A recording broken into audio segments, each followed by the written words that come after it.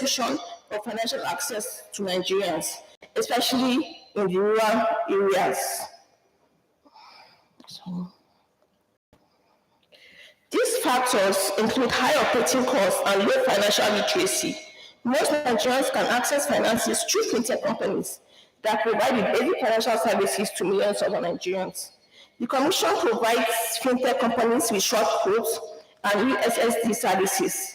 It also approves telecom equipment utilized for digital financial services, ensuring that they conform to global standards and the equipment and interoperable with various relevant entities collaborating with the Central Bank of Nigeria to increase and deepen financial inclusion in Nigeria so that the nation meets its 80% target as projected in the Nigerian National Financial Inclusion Strategy 2018. Most of you must have heard the saying, data is the new oil of the digital age.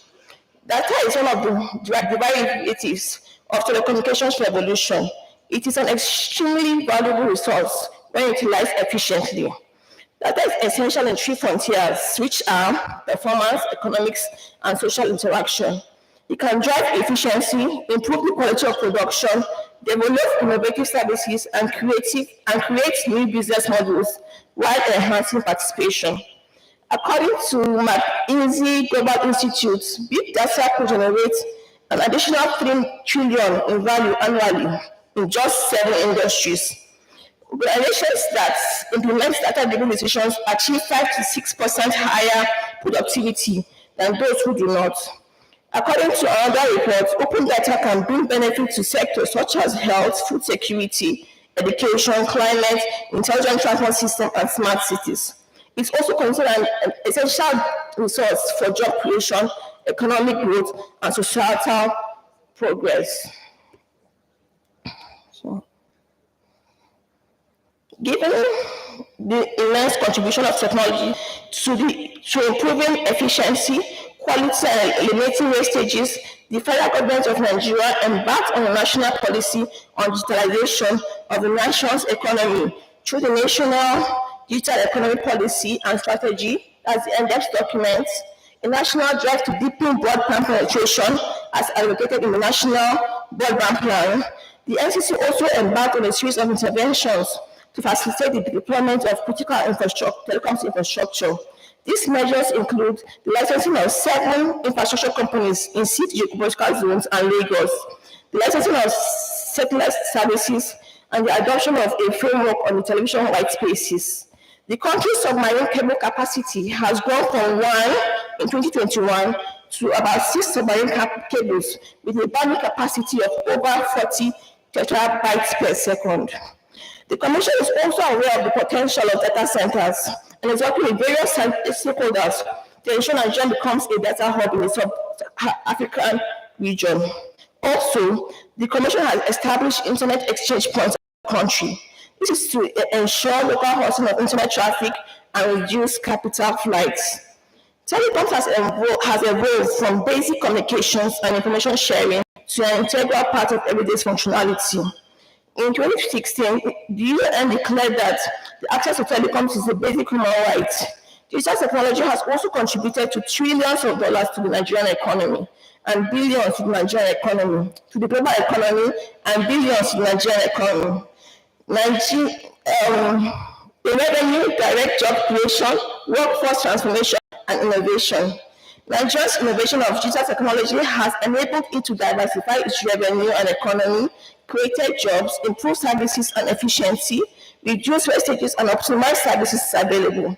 The country's various policies, such as the National Broadband Plan, the National Digital Economy Policy and Strategy documents, the National Policy on the Fifth Generation Networks for the Nigerian digital economy, the revised National Identity Policy for SIM card registration, and the National Policy on promotion of indigenous content in the Nigerian telecommunications sector are policies currently being implemented to deepen broadband penetration, increase Nigeria's digital presence, and improve the skills of her citizens.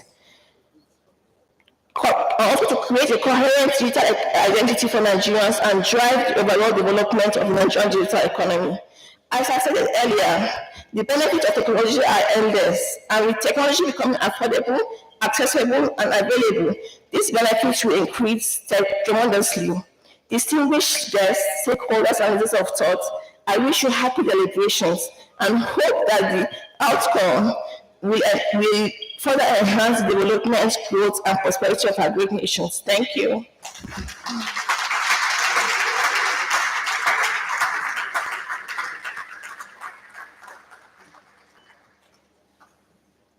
Thank you so much, the representative of the Executive Vice Chairman of NCC. If you notice, she was really rushing because I put fire on her bum to say, I'm giving you 3 minutes. So that's why she was really fast. But thank you so much, Mrs. Eli Ella. Please let's invite Mr. Judo Zinegbe. Put your hands together for him.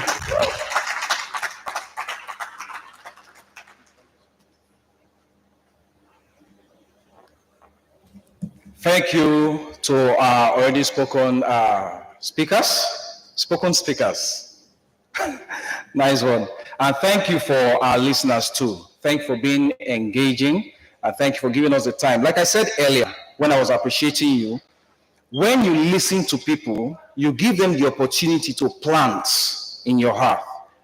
And it's always important to protect what goes into your heart. But I want to believe that so far, quality content have been deposited, right? Quality content.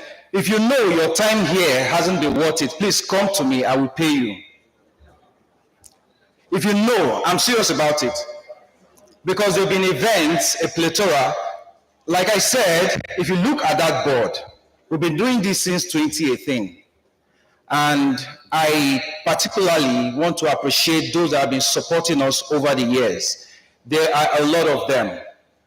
It's not easy to support engagements of this nature. So we appreciate sincerely those that have been supporting us in cash, in kind, with resources seen and unseen. People that traveled all the way to Lagos to get here 1 week ago to put this together. It may look small to some people, but if you are an event organizer, you will know that there's no small event. We appreciate you all, for those that have spoken, for those that have been sending us messages, for those that have been sponsoring and supporting us, for those that have been donating. We appreciate you, but most importantly, for you that have been listening. You are the most important people. Humorously, let me say this. If you host a party and you cook the most delicious food, and you come there, you don't see anybody to eat that food, you know that's a terrible experience. So those of you that are here eating our food, we say thank you. With all protocols still observed, we are going to tweak the event a little bit and go a little bit down. This section is a very important section. We'll be doing a recognition and appreciation. We intentionally did not call it an award because there's a reason behind that. We are not timid to say that we cannot give an award. However, we are saying we want to recognize and appreciate what a few people have been doing in this space. If we had the wherewithal, we would have actually given everybody here that recognition and the appreciation token. But we want to plead with you that you bear with us. Let us start where we are and progress. For you to be great, you have to start. The moment you start and you continue, greatness is sure. So for everybody here, I want to assure you, a day is coming where you come up this stage. It can be in Abuja, it can be in Lagos or anywhere in the world to also receive something like this. So it is a rule of thumb when someone is coming up to receive an appreciation of this nature that you applaud them and you celebrate them, all right? Because your time will soon come. Okay, so first on the list is going to be Mr. Oswald Gobadia. He'll be receiving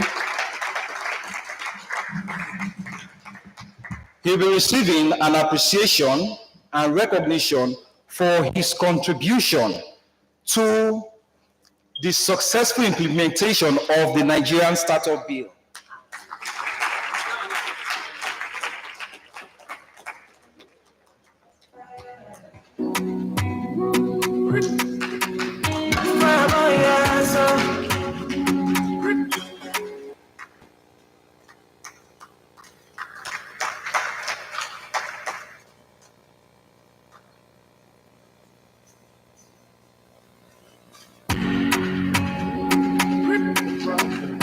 Thank you.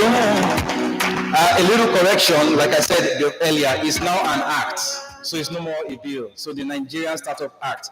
This is very, very important because it directly impacts on each and every one of us. Please, if you haven't checked it, please go to startupbill.ng so that you read about it. The second recipient is our own boss here, Mr. Adedeji Owonibi. Please, a round of applause. He has been contributing immensely in this space. In case you don't know, one of the few challenges had at the beginning with government on cryptocurrency was that it could not be investigated, was that the crime was, people just take money into thin air. So Mr. Adedeji and his team at A&D Forensics established here in Abuja the very first cryptocurrency forensics lab. It is a huge milestone. He has solved a huge problem for all of us in this space. So please appreciate him.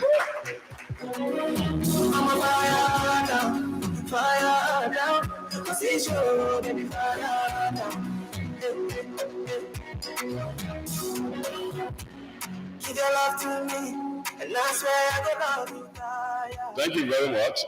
When I heard my name, I told my buyer there beside me, I said, what do we do?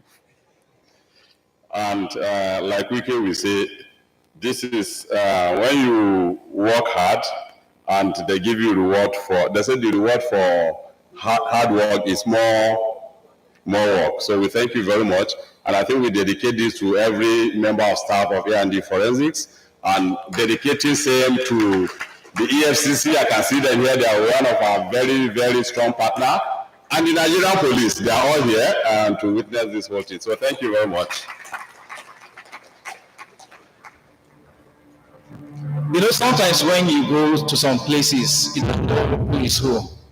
So Oga just told us now that EFCC is here, the Nigerian police is here. In other words, you are very safe.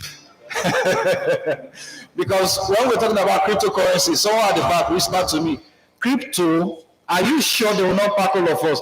But we are safe because our people are here. And that's the reason why we've been having this engagement.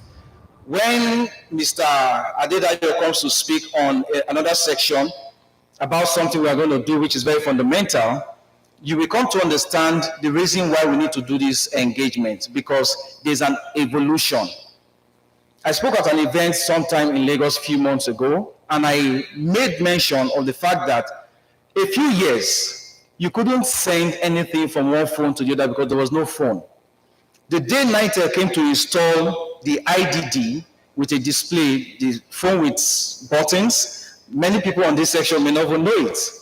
It was a celebration because in our estate of 44 flats, our house was the only house that had that phone. Sydney, we remember, we're going to Satellite Town. By the way, I've known Sydney for almost 40 years. So I celebrate him.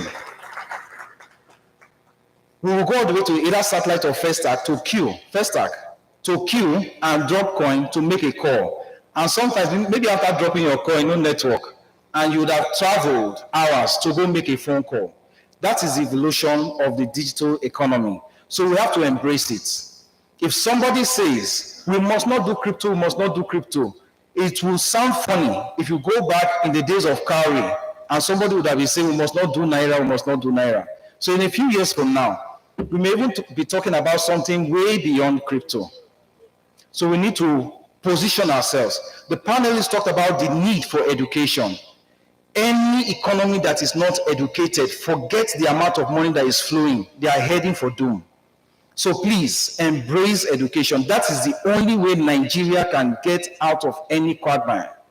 Education is the way we can position ourselves globally and become a strong force. With technology, it has become very easy. With tech, you can produce. You heard William speak. By the way, William had been in Nigeria for about 3 months. He just went back. William followed us to Benin when we had Cyber Chain Benin. Asemota is here, will bear us witness. And many people from UK started looking into Nigeria. They've been looking into Nigeria from other places, investing into tech companies in Nigeria. How is that possible? How did that become possible? It became possible with technology. Without technology, it would have been difficult for these people from far away countries to see what our youths are doing. And we have them bringing in funds to support businesses, to support brands. So if you are here, you've not started producing, I don't know, look for something to produce. Beautiful thing about Africa and Nigeria is there are challenges all around. I don't like calling it problems because I don't like problems always. So look for issues and bring a solution. By the time you start putting solution in front, somebody will be willing to pay for it. So we'll go to the next one quickly. Sorry for taking your time. The next recipient is Mr. Mohammed Jega. We are also appreciating him, recognizing and appreciating him for his contribution to the Nigerian Startup Bill. He's going to be represented by this handsome young man here.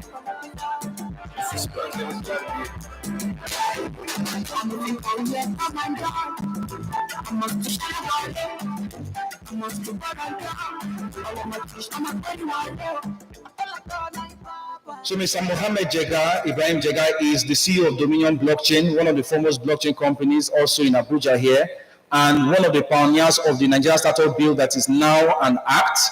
And for his contribution to this, we appreciated him and other people. There are a whole lot, but like I said, let's just start with these few. Allow me to backtrack a bit. When Madam Tracy came to receive the award from Mr. Gubadia, he is actually the senior special assistant to the president of the Federal Republic of Nigeria on digital economy. So this is very fundamental. Thank you very much. So the last but not the least is Kaduna State Government. Mr. Mahmoud, one of our speakers, is going to be representing them. We are recognizing and appreciating them for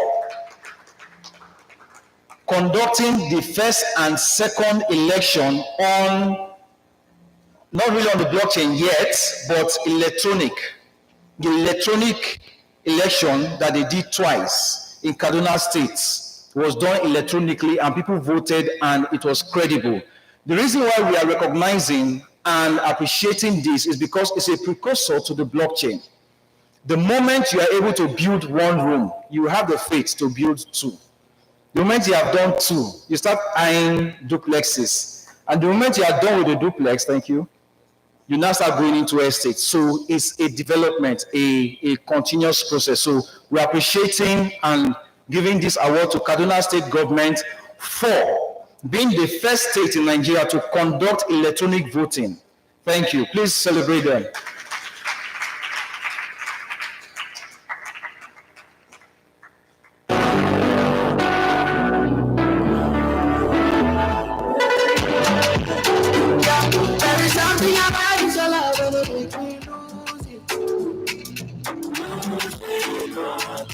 Thank you, all our awardees and awarders. And please let's invite Ms. Chioma for another presentation. By the way, I hope we're having a good time. If you're not, remember what the convener said, meet him. Don't meet me, meet him to collect your money for your time spent here. So let's invite Ms. Chioma and Mr. Charles will get ready afterwards. Thank you for this opportunity. Good afternoon, everyone. I trust you are doing great. So this time around, I'm going to be teaching us something very interesting. So I'm very glad I have a slide, so it will be very easy to comprehend. And trust me, you have the opportunity and the privilege to be listening to this, because this is for some people will call the virtual asset service providers. But because of the education, we are going to carry everybody along. So once again, my name is Chioma Onyekelu. I'm a certified cryptocurrency investigator, a compliance specialist, and a blockchain forensic specialist at A&D Forensics. So what we're seeing on the slide is called compliance as a service. So that's a solution that A&D Forensics is bringing for you. But before now, what is compliance? All right? Trust me, when people lose their funds in crypto, when your funds are stolen, you might not know where to go. Right? And then when you come to A&D Forensics, we can help you and trace and investigate that. But it's always said that prevention is better than cure. Am I correct? So it is better we prevent these funds from being stolen, or better still, reduce the risk of you losing your funds. So that's compliance, all right? So you are not complying, you are adhering, you are obeying some set rules and regulations. And you know, you're asking, who are they setting these rules and regulations? Remember, Mr. Adedidi mentioned about FATF. He told us about FATF. That's one body. We have OFAC, we have a whole lot of them, MFIU for those of us in Nigeria, so that those that set out these rules and regulations. And the reason is that we want this space to be safe for you and I to play in, right? And if we don't have a way to identify the bad actors, it will be very difficult. So that's why these compliance officers are needed. So where do they work? They work in virtual asset service providers like cryptocurrency exchanges. Now, a cryptocurrency exchange is where you can go buy and sell your coins, right? So that's what compliance is. So I'll be showing you how this solution is going to help you, especially those that are money service business, all right, or virtual asset service providers, or you are building a MP project. Of course, if you are building a MP project, then you have to pay attention to this, all right? So that's what compliance as a service is. Next slide, please. So now, A&D Forensics is actually Africa's leading blockchain intelligence service provider, and you know what we're here to do, to help you stay safe. And we work and partner with a whole lot of people. We have blockchain intelligence group from Canada, who are those that certify our cryptocurrency investigators. We have Chainalysis, which is also our partner. We have a whole lot of them, and I might not be able to mention them, but if you go to our website, you will see them. And then advantages of compliance. First of all, if you have an investment in an exchange and you hear that hackers came and stole money from that exchange, will you sleep? Of course you will not. So for you to be compliant, you need to have a secure platform, right? So it saves you that stress of thieves, of attackers coming to your platform to take away your platform owner's money or the people that invested in your platform, so that you can concentrate and do the real business, right? So we are here to take away the burden for you. So we have an onboarding process for you. For virtual asset service providers, what we do for you, all right, is to interview your team to know what you have already in place. Do you have any compliance officer? If you don't have, we'll help train your compliance officers, all right? And we are going to do our initial CAS presentation to you, show you what our CAS is, and we're going to help you deploy your CAS. We can help you do some sandbox testing. Sandbox testing means you will be able to test run, just like a demo. We call them demo in the blockchain space. You see how these tools work, all right?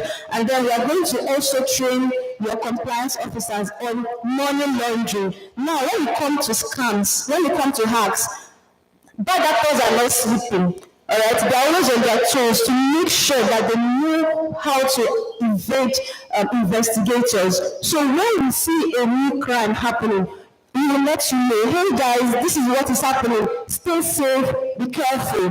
That is why you should also follow A&D Forensics page, so that you know when these things are happening and stay safe for your own good. All right? So we have decided to tier our packages so that everybody can play around. Now we have 3 tiers. The first tier is the tier 1. Now for compliance, some people will think that when they do KYC, they are good, they are fine. Please, that's not compliance. That's part of being compliant. So we have compliance that includes KYC and identity verification. So when a scammer comes to your platform, how do you identify that person? All right?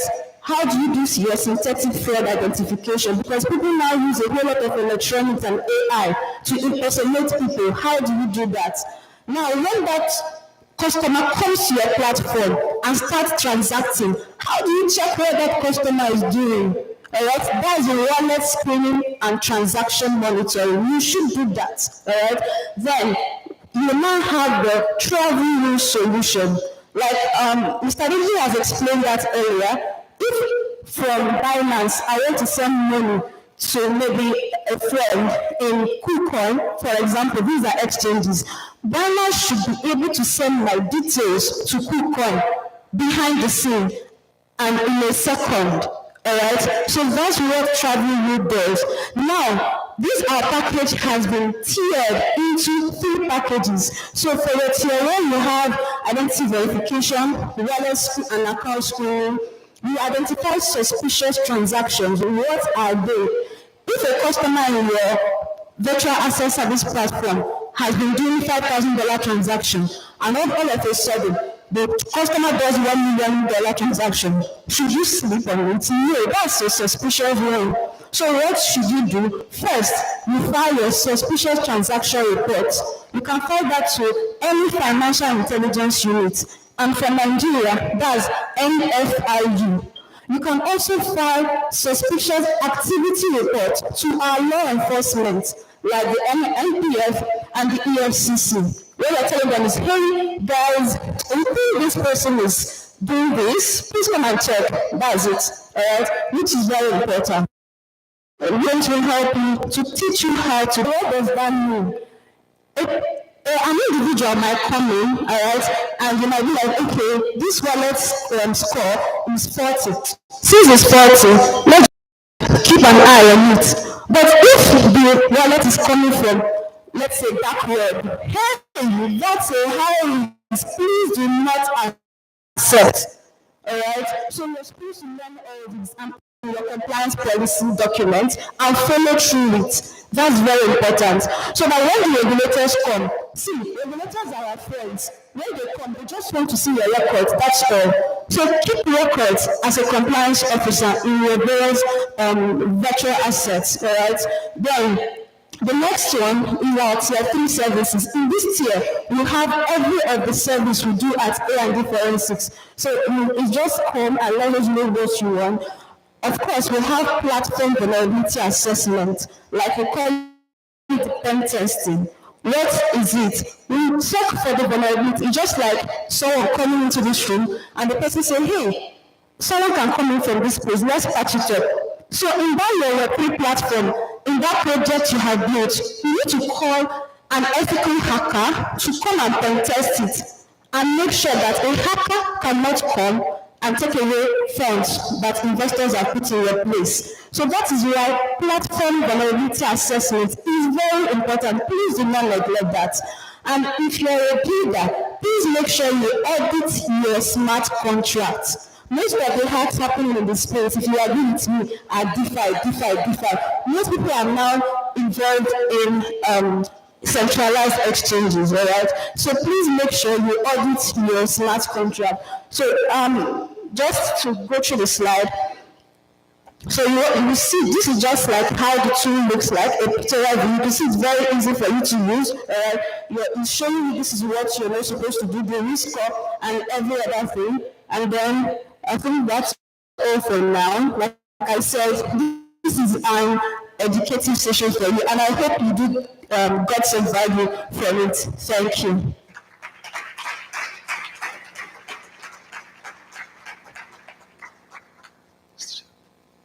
Even as Choma is speaking and saying compliance, you just look like police person. Just saying, if you don't, I'm going to catch you afterwards. So please comply with the rules. Let's welcome Mr. Charles for his own aspect.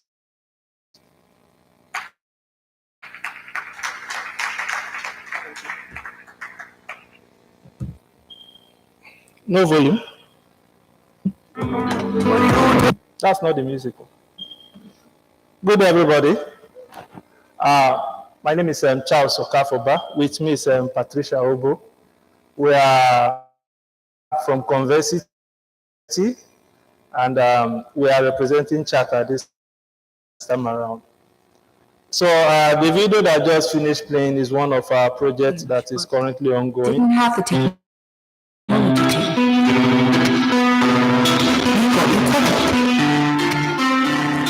Convexity Humanitarian Aid Transfer Solutions.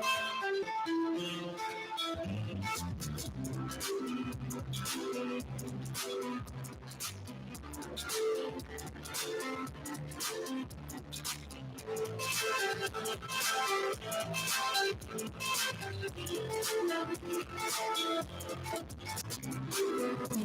Aid Transfer Solutions. Forever.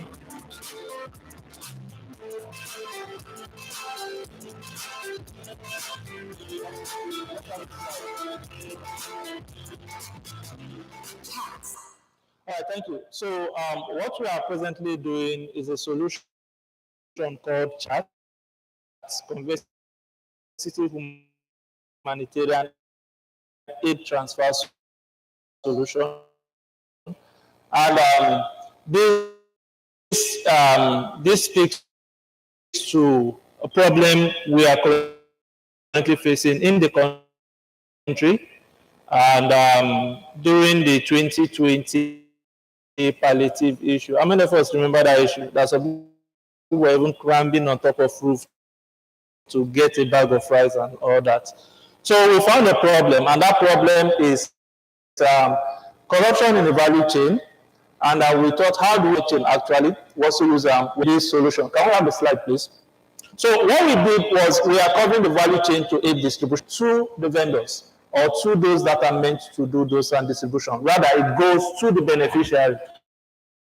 And the beneficiaries, they don't have to. And the beneficiaries don't have to spend the money directly, the token to the vendor, and after transferring the token to the vendor, they get what they are meant to get from the vendor. Next slide, please.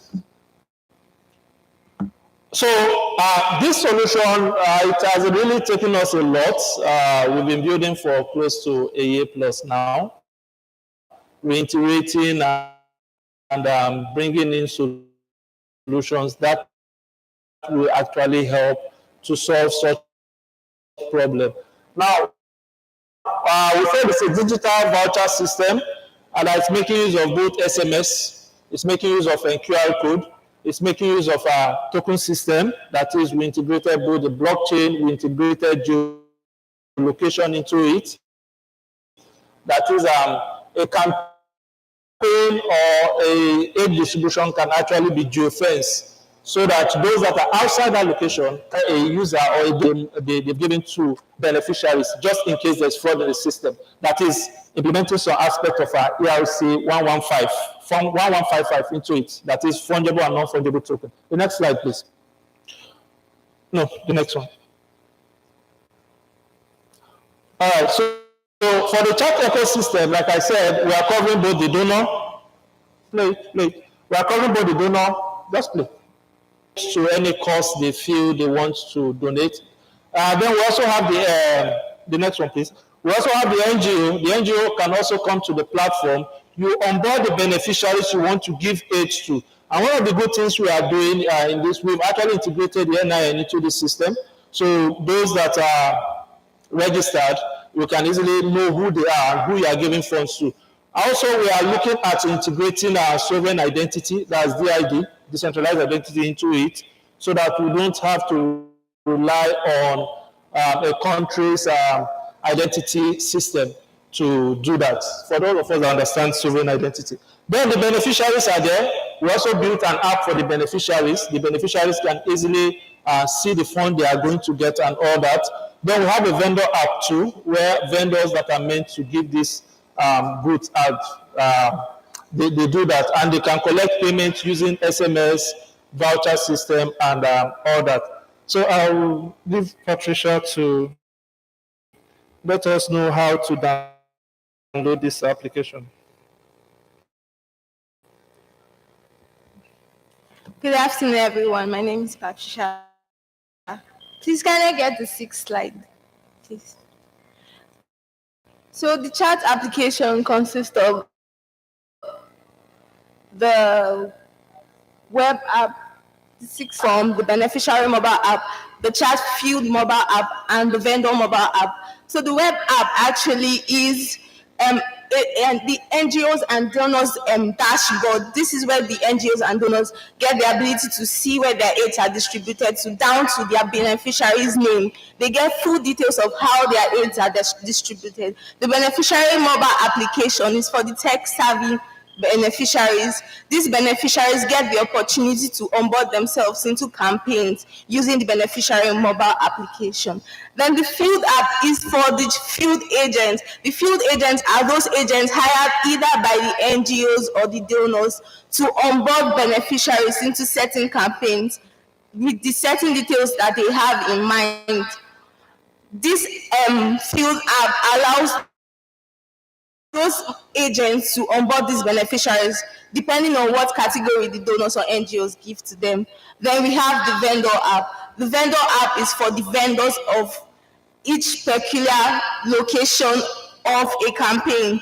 The vendors are those people that the beneficiaries go to get goods or services on each campaign that they are onboarded to. So the vendor on Google Play Store, I will urge us all to go to Google Play Store and download to have a look of how the application runs. Thank you so much. All right. So thank you very much. You can download the beneficiary app just to if you want to collect free money from donors. Or thank you.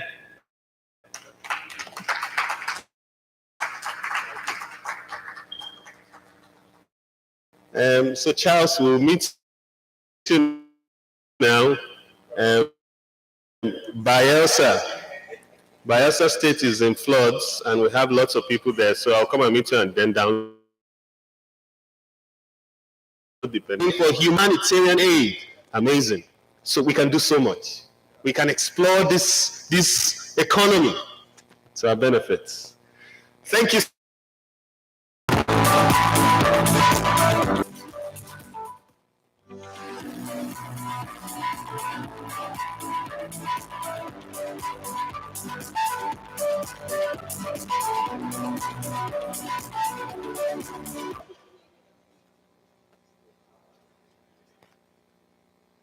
All protocol will be observed. I've been given the esteemed privilege to chair the book launch titled Embracing Nigeria's Digital Economy.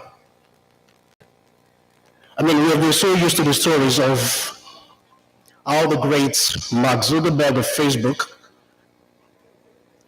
and other creators such as YouTube, such as Airbnb, Instagram, Twitter, and a lot of other giants who have been able to make millions and billions of dollars, all from the data that they are able to mine that doesn't belong to them, but are able to plug into the existing data to make money. Airbnb is said to be making millions, but yet don't have any physical property that belongs to them. Facebook is said to be making a lot of money from the data you and I are supplying. We are chatting, we are creating posts, we are creating content, but Facebook is making money off those. The same thing is applicable to YouTube. WhatsApp is also there, Instagram is there. And today it's even much more complex and much more profitable. Data is said to be the new gold, this we all know. But now we are seeing how people can make fortunes out of this. Now look at Nigeria, a country of over 200 million people. Let's call them 200 million digitized independent assets.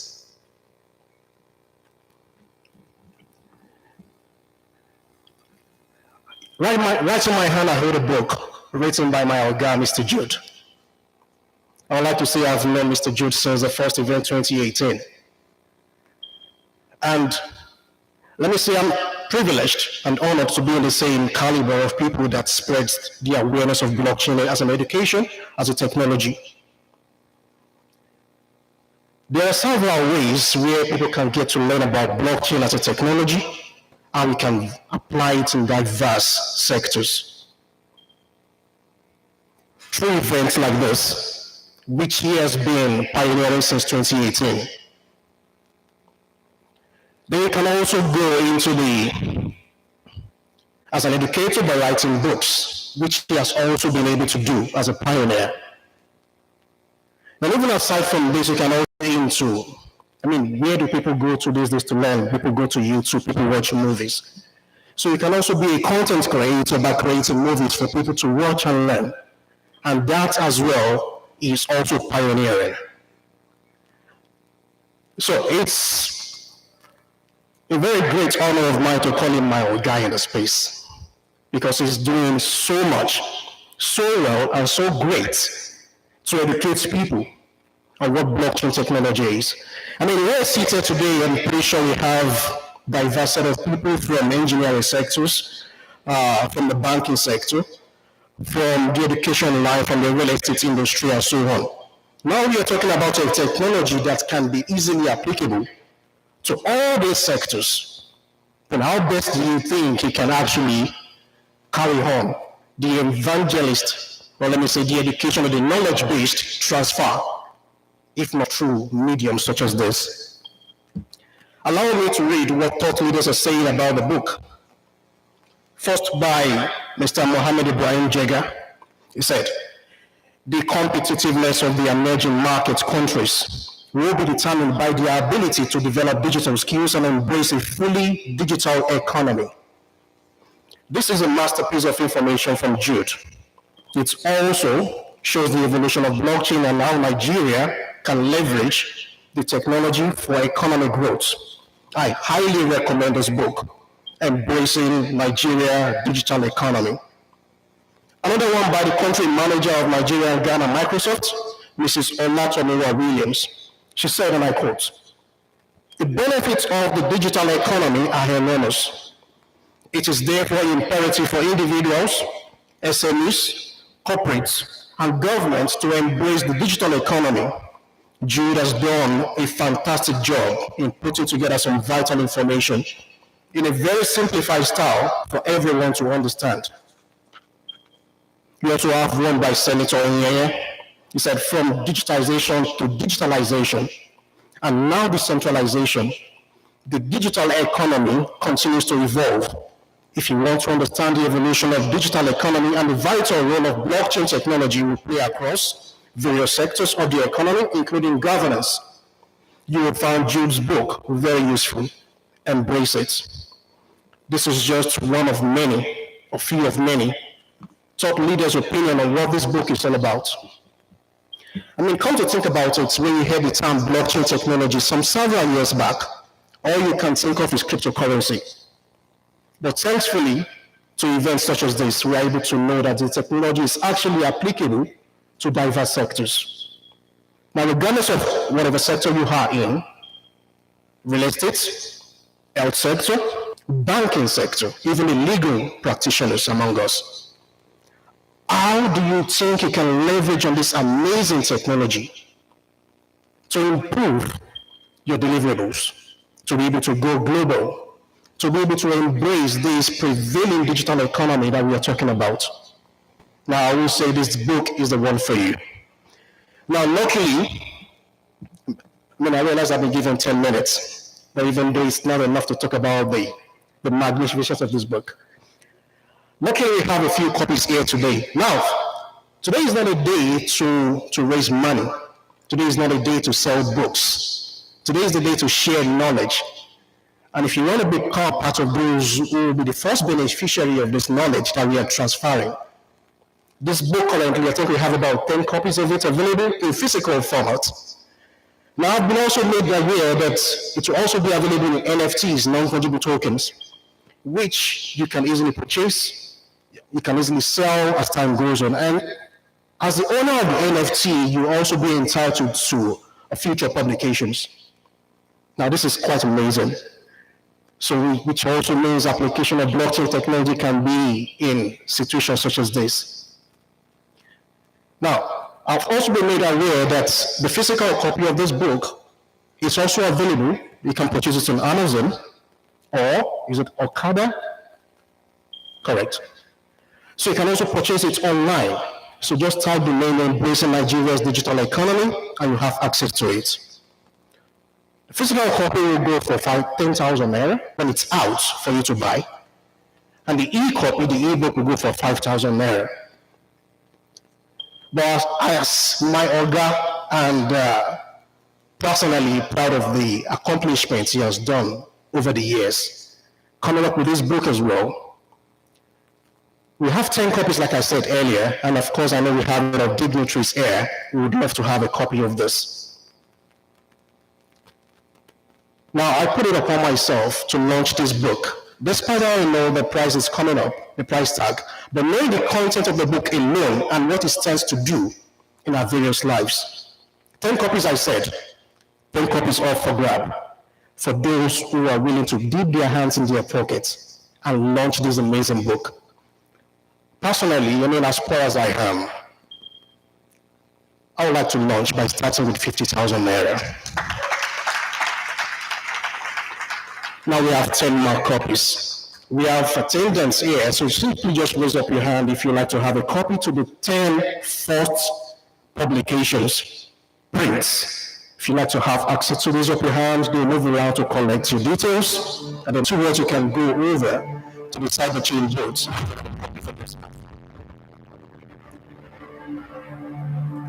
We have one, my Oga.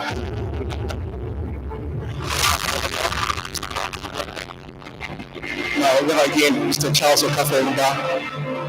Our God, please put your hands together. We are here embracing Nigeria's digital economy.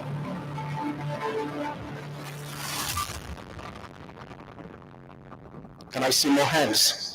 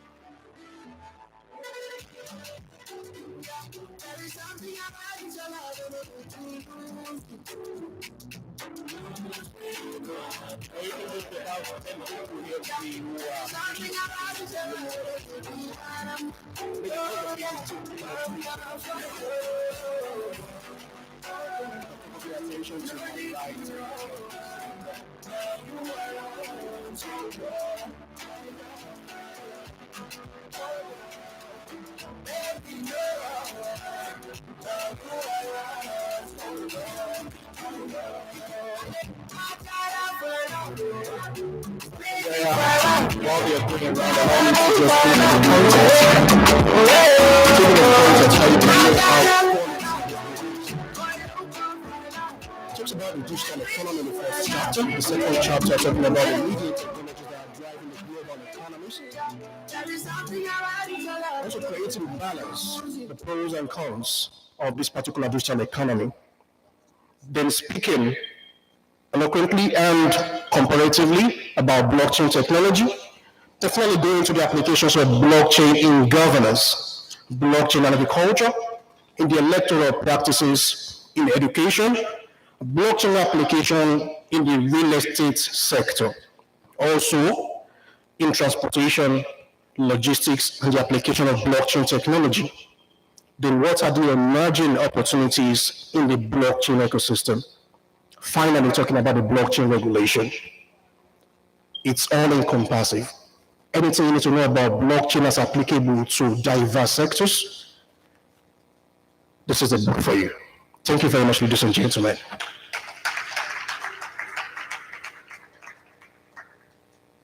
So we keep embracing, as we've been embracing, now we're embracing the book, embracing Nigeria's digital.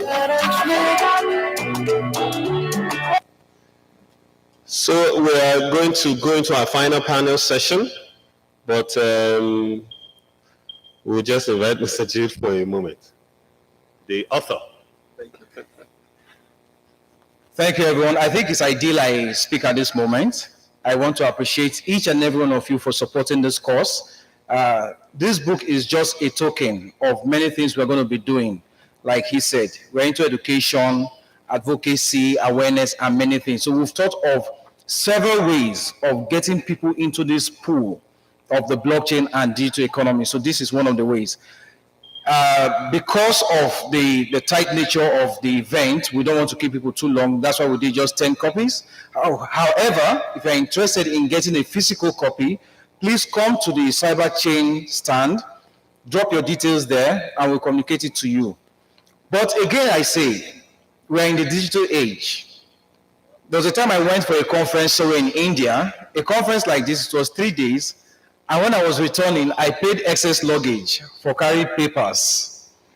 So if you are digital native like I am, and you like reading on your phone or on your devices, you can go to Amazon or Okada Books and download the e-copy. But again, sometimes there's a feel when you flip, okay? So you can also get the hard copy. Now we've tried to make it as easy as possible for everyone to be involved. So there's no excuse in getting a physical copy, and there's also no excuse in getting a digital copy. Most importantly, we appreciate you for supporting us for this. There are many more that's going to be coming your way, and we'll be communicating to you. Please drop your email if you want to hear from us, or even join the Telegram group so you'll be hearing announcements. We have a movie. It's a short film, and it's very important. Please ensure to stay and watch it. The land is coming up. Then there's a $5,000 airdrop, $5,000 giveaway by one of our amazing supporters, Soneji, and Mrs. Faith is here. They are going to be giving out $5,000. We have plots of land that will be given to 2 people. The documents are here to be signed. I've been on earth in Nigeria for quite a while. I'm still young. However, I've not seen, someone is smiling, I'm young. I think I can run for office if you support me. I've not seen governments all over the world give land away for free. They think very well before they give out land, because land is the entity of any nation. Most of the wars that are going on around the world, the first thing to try to secure is the land. And even when you hear about insurgency, the first thing they try to grab is the land. So when you get land from anybody, appreciate that person. So we appreciate Adbond for this kind gesture to give 2 people plots of land. So if you receive it, or when you receive it, whoever it is, appreciate it and connect to start developing on it immediately. What they do is agric to home. In other words, if you cannot start building, you can start farming. And farming is a strong use case in Nigeria. And with the blockchain, we can see that we can actually also improve and enhance farming. So thank you once again, everyone. We are here for you. This conference is about you. So we appreciate you. Thank you.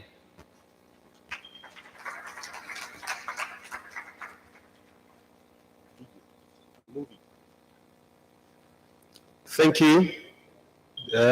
We will show that movie now. Afterwards, we will take a final panel session before we begin to get all our airdrops and our land. And then we'll be out of here. The land.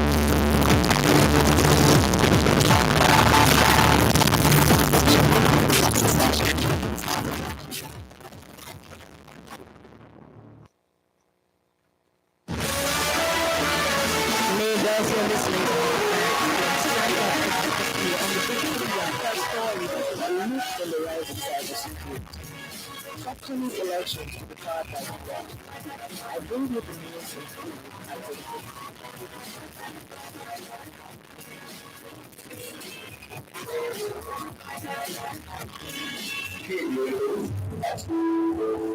Hi. Finally, I'm meeting at a place where I can continue with because I was seeing you. I must confess you're taking yours. Thanks. How about you guys? Get your contact already. Sometimes they don't. That's if you're free.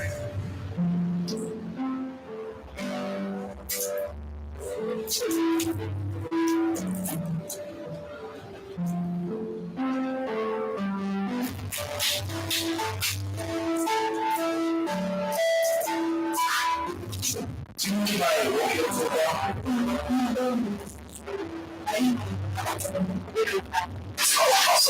wouldn't mind taking your cousin. Okay, yes. Do you have some financial nothing up? Well, I'm going to see. The terms of financials and then for what you have. I'm going to see.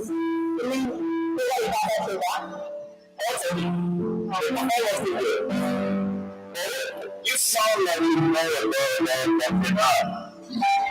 Oh, yeah, of course I do. I done cyber conferences, so I have a crypto, blockchain, cybersecurity, and all that.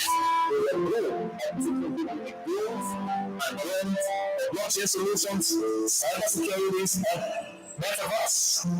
But now that you know about blockchain apps, how would you like to find out what's involved? About that,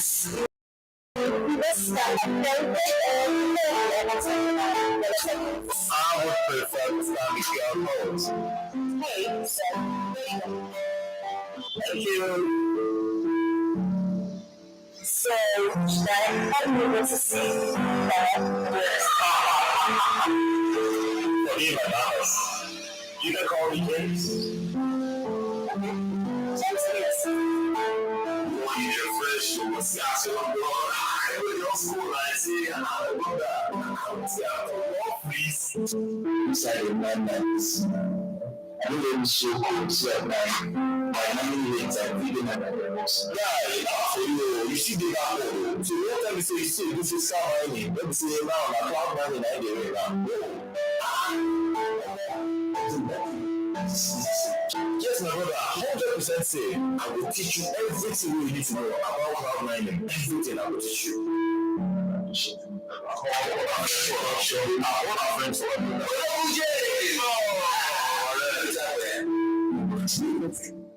I think I go to the Mama, you don't want to. Let's make the many times that's you don't want to listen. I say you don't want to.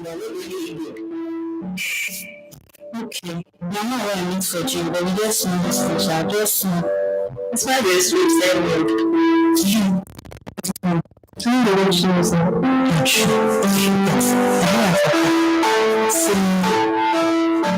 Next selection will be done by Gucci. I don't need it now. But you see what that was making win.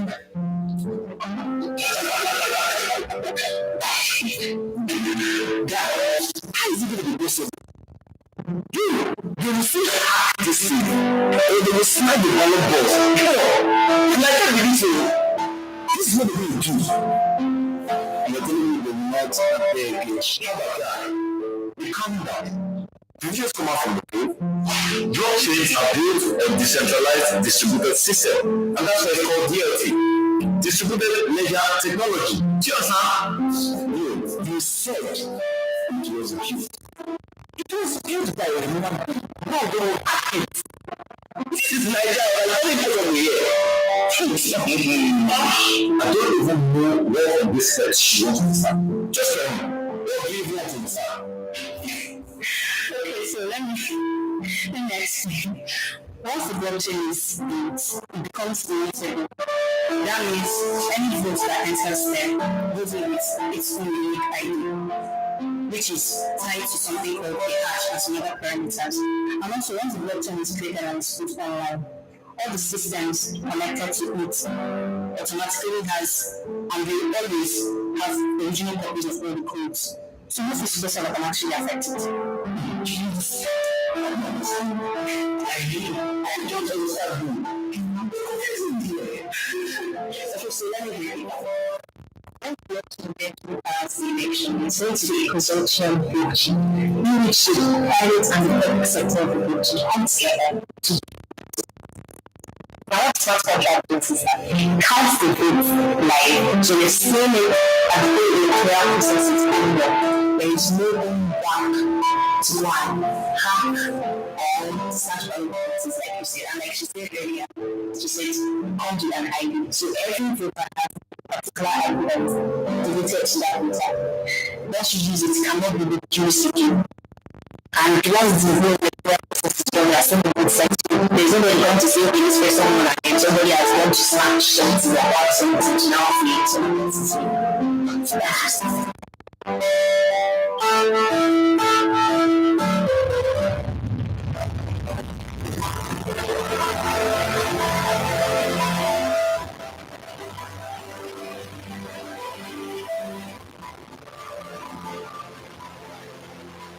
Ladies and gentlemen, thank you very much for watching this little piece. Did this suggest something to you? So there's possibility. And that's the reason why you should read that book. Because in that book, I made mention of the possibility of having election on the blockchain. And that was also the reason why we appreciated Kaduna State government for conducting election electronically. It's a process. So I want you guys to follow us. It's a process. So it's gradual. Thanks to Emeka. Emeka, please stand up for recognition. So Emeka directed this movie. I created the story. I was in Benin when they were shooting. I was at a conference in Benin with William that spoke, and they were shooting the movie in Lagos. We were running the conference like this, and I was going outside discussing with him. Do it like this, take this one down, add that one. That is how we build our ecosystem. Because we want to start putting things like this on the global map.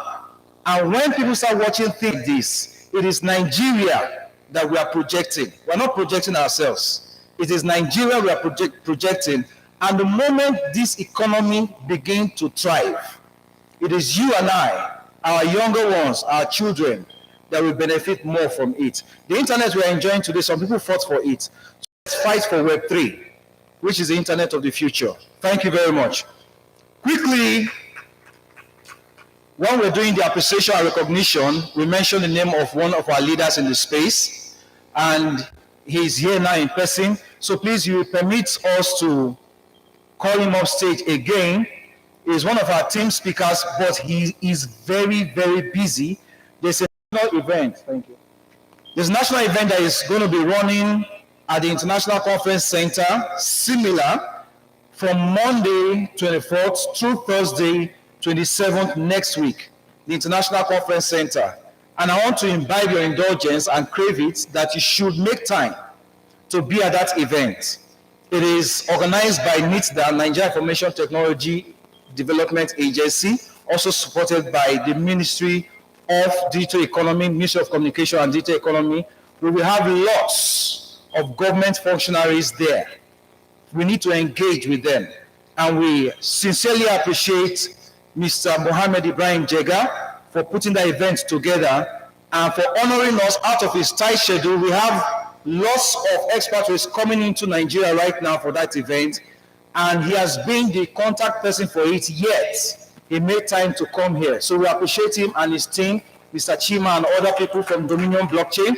Please, sir, can you come up and receive this recognition and appreciation again? Thank you.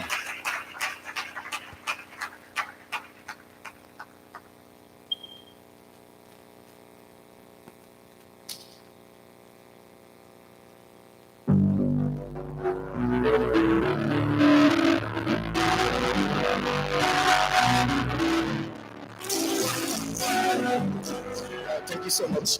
Good afternoon, everyone. Good afternoon, everyone. Why is the energy so low in the house? What's really happening?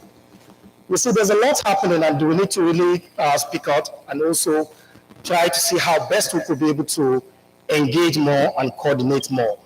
I'm so excited with the organizers of Cyberchain. I'm part of Cyberchain, and this is a very big honor to me. That's why I made time out of time to created time out of time to be here with you.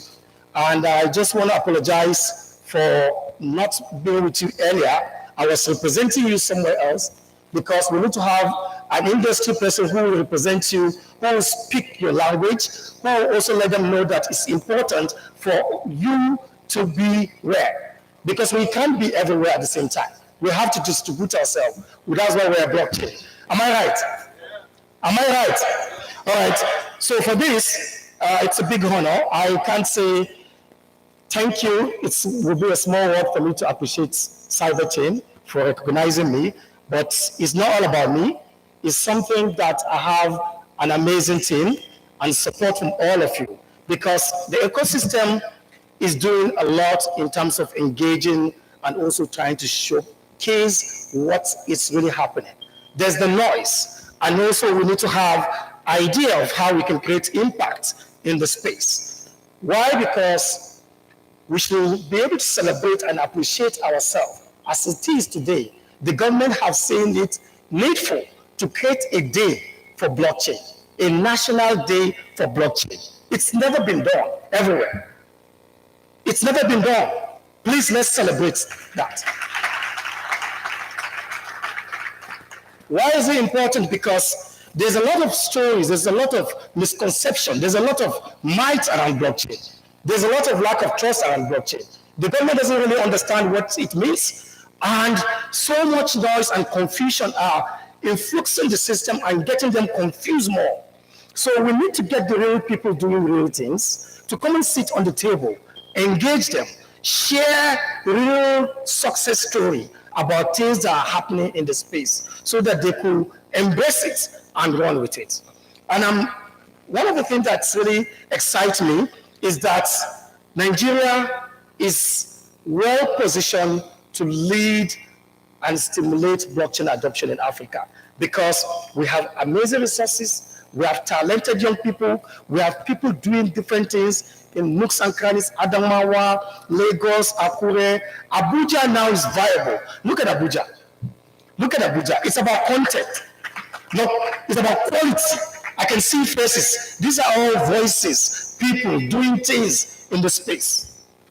Because earlier on when you talk about blockchain, the Lagos guys will say, oh, it's only Lagos. No, I'm an advocate of Lagos. I'm a product of Lagos, but I'm an advocate of taking tech out of Lagos. And I've been pushing that for the past 7 years with Startup Area. And I'm happy communities have embraced, and there's a lot of things happening now, even if it's noise, meet up, gathering, conversation in different nooks and crannies. The guys from Adamawa, they're here. Look at Conversity, look at, so a lot of things are happening. Real things, building real products. So we need to harmonize this success story and see how we could be able to do more. So I want to congratulate Cyberchain team and the entire participants of this event and tell you that we are not doing this in vain. We are almost there. We are almost there. So let's not take a back seat. We are not tourists in this country. We're Nigerians. We need to keep pushing. We need to keep telling our stories. Nobody will tell our stories. We must tell our stories ourselves. Nobody will come. The narration is very, very wrong. The perception is wrong, but we need to change the narrative. We must change the narrative. The story, the video that was being played, I want to have something like this on the 26th. Emeka, right? Emeka, yeah. You see how important you are. I didn't forget your name. So we like to have something like this to be played on that day because we have assembled 14 international speakers. These guys are coming not to come and party. Nigeria is very important to them. Nigeria is on the spotlight. You don't know. You're sitting on gold mine. When they see your head, they see money. Yeah, they see money. So how do you create value around it? Do you want to sit back and be a consumer, they create product and you accept, or you want to be part of it? So you need to ask yourself. So 14 international speakers are coming, which 8 of them are foreigners, 6 are Nigerians in diaspora. They are coming to talk about what they've been doing. Some have started investing in Nigeria, and some are looking forward to people like you to invest in you So make out time, go there, engage them. I've done my best. I'm my team. We brought them to you. And NIDA has given us the platform, which is really a big win for the blockchain industry, because if you don't have a seat, then we can complain. So now we have a seat.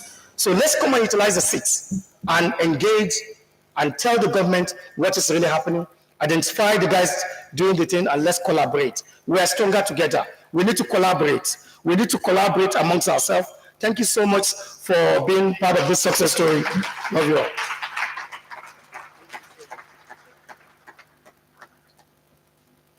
Thank you so much, Mr. Jega.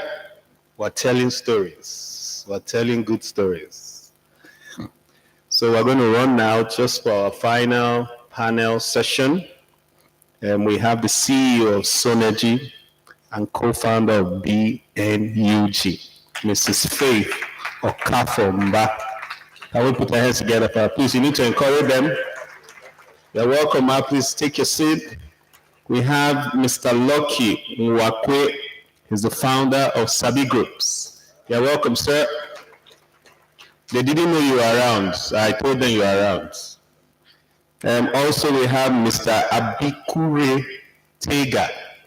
I hope I'm pronouncing your names well. Thank you so much. You're Robo Wado. You're welcome. Mr. Anointing Aha, West Africa manager, L Bank. Yes, I saw them with their well-branded guys. Mr. Jega, look at them. They're really doing a lot of things. Well-branded guys. Mr. Tega is the team lead, Kumo Africa. And finally, Mr. Mahmoud Sadauna is the lead founder, Big Clover Academy, and is the president of Arewa Blockchain Community. Yeah, so just before I called the moderator for this session, I found out that really very interesting that you are the president of Arewa Blockchain Community. That was very interesting to me. Very big officer. Yes, sir. I heard you. Please, let's put our hands together for the president of Arewa Blockchain Community. Anchoring this group, this panel is Mr. Edwin Okoli. Let's put hands together for him.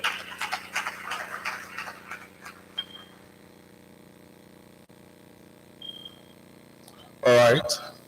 Amazing afternoon, ladies and gentlemen. My name is Okoli Edwin, and I'm here to moderate this panel section. We'll be talking about Web3 benefits and challenges. But before we go into that, can we have a quick introduction, Palace? So please tell us your name and what you do in the space.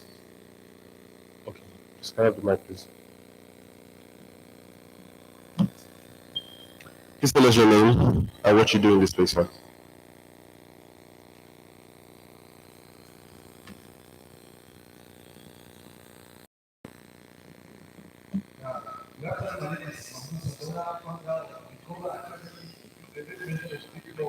Yeah. Okay.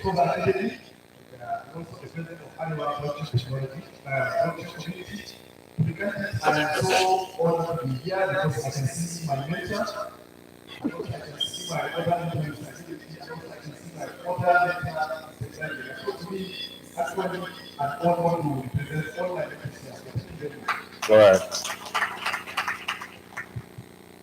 It's just as my name is a quick second, official on cyber engineer with my rural Kumo Africa is socially for enterprises. Thank you. Cheers together for you.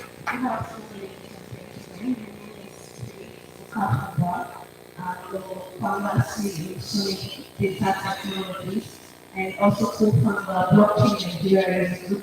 I've been in the industry since 2016, also driving adoption, advocating for adoption of the blockchain and cryptocurrencies in Nigeria. So I would say I am a tech mastermind when it comes to driving tech and other things.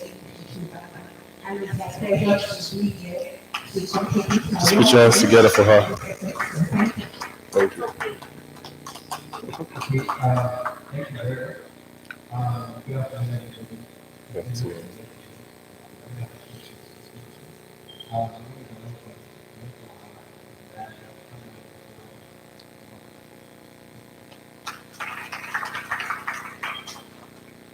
So, that is what we work on, and the power of savvy groups. So, through savvy groups, we all everything has to be represented. However, more like a pioneer in the sense, Thank you. Put your hands together for them. All right, so we'll be starting with our superwoman. We're discussing Web3 benefits and challenges. So, Mrs. Faith, what is Web3? Let's start from there. Wow. Thank you very much for that. You know, a lot of people have written about Web3, and sometimes I think they're talking about Web10. At the same time, I was like, maybe I have to start by talking about Web10. So anyway, that's just like Web3 is actually the next evolution of the internet. So I would say it's the future of the internet. You know, back in 1990s, 2012, thereabouts, had the era of the Web 1 where you have only that opportunity to, just read from the internet, and then navigated into Web 2 from 2005 up to date, and that is what currently serving all, say, internet interaction. And now we're talking about Web 3. That actually relies on the ability of the blockchain, AI, and machine. And this has actually bringing about policies of helping creators, especially in the blockchain and cryptocurrency ecosystem, to have a virtual interaction where you have to do transactions with one person or person to person. And it has lots of benefits. It has opportunity not just to read and write on the internet, but it has given us the opportunity, to execute internet functions. And not just that, it also gives us the opportunity, of data privacy, whereby people, have access to their data, and without, the permission of those centralized institutions where they control the user's data or they try to own them or try to, let you the ability to share what they want to share. So this time around, people can actually share data, and not just that, they have their digital identity, on the blockchain. So this is what Web3 has actually brought to us. And there are a lot of benefits that one cannot really mention, but I would encourage a lot of us to, go on the internet and Google about it and find better resources. So you're saying Web3 is bringing the change to the internet? Exactly. It's just the revolution that has happened before, and we can't really shy away from that. And really the fact that it has that feature of centralization. Yeah. It gives every one of us access to connect, have that openness to share data. Say, for example, you are working on a project in a particular institution whereby maybe you have some bureaucracy around that institution and there are some data that are classified. So sometimes you really cannot have access to those data.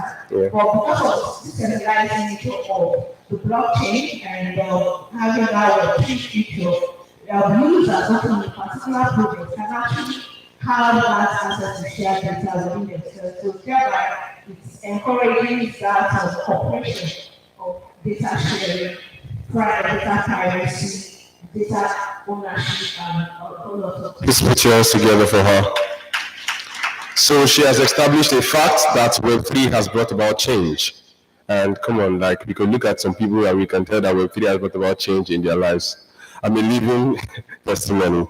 Okay, so Mr. Lucky Wakwe, my question, as a Web3 enthusiast, we have a lot of enthusiasts here today, and they are looking to get a job in the Web3 space. There is this If you're outside of this space, you think, oh, when you're talking about crypto, you're only saying trading and all of that. But when you come in, you see that, okay, there are job opportunities in here. So how can these enthusiasts gain or land their first job in the Web3 space?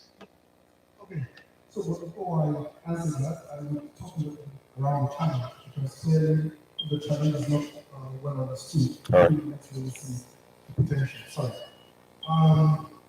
There is a wrong narrative out there, especially within media space, where sometimes they just brand the entire industry as some sort of black hole. And beyond that, the new narrative that is sitting on the industry also from the perspective of this global warming conversation, where they believe that people within the Web3 space are producing more greenhouse gases. Yeah. And in turn, the benefits work to the too. And he said something to me, and I feel I should share because of the challenge. He said, most times the people who write bad about this industry have never really put their feet into the real thing, especially coming from the side of the information.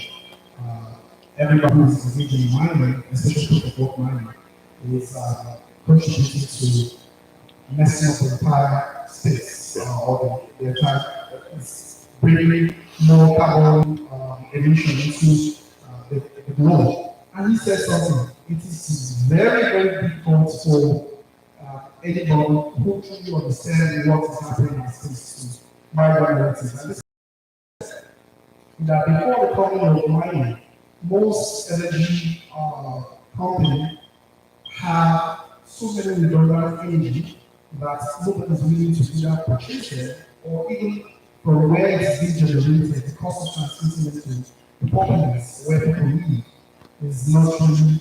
And so the coming of mining is that some of these companies were thinking of closing down. A good example is instances in places like Canada, where some of the coal mountains, energy has been generated, but the cost of transporting it to where people live, it's not very beneficial to most of them. And as such, by the coming of this was created massive opportunities for both the existing energy company, the communities of the villages where these energy companies are situated, and the miners who also employ the locals in this space. At the end of the day, we find out that even oil and gas companies flare gas naturally because the investment is not there for them to convert it into real usable energy. We are not incentivized by the investors of these miners to now convert this flare gas. Naturally, flare gas will really cost more global warming to the rest of the world too.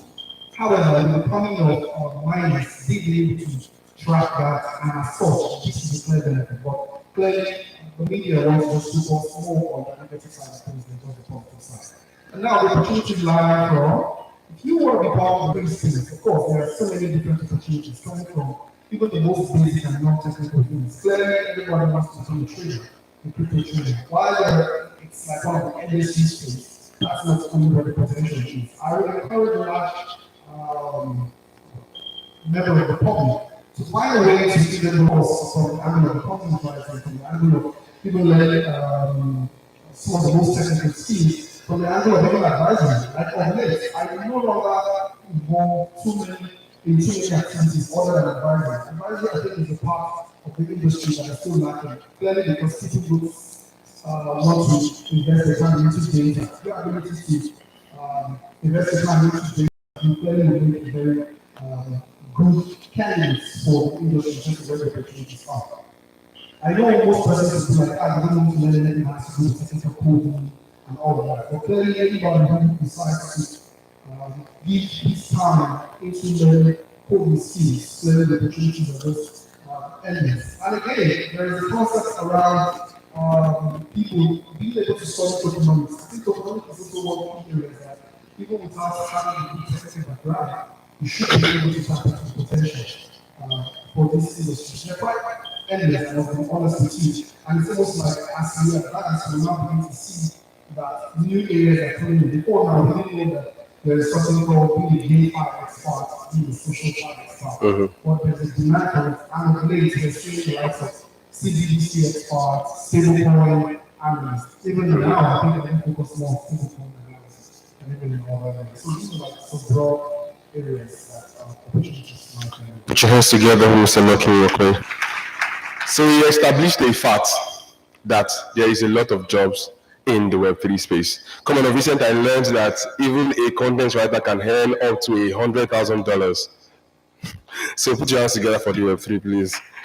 It is changing the way we see jobs. So Mr. Anointing, can you help us understand the difference between the metaverse and Web3? Okay, thank you very much. First, we want to understand the difference between the metaverse and we need to really understand what the are together, right? Because there's so many similarities between these two. And it's as easy. Not people just look at it like anything, we are talking about blockchain, cryptocurrency, everything involved in that in the field. But there's little differences that can be really tricky that we cannot pick out. So, first I'll try to break it down. What is the way I think this is very well to understand.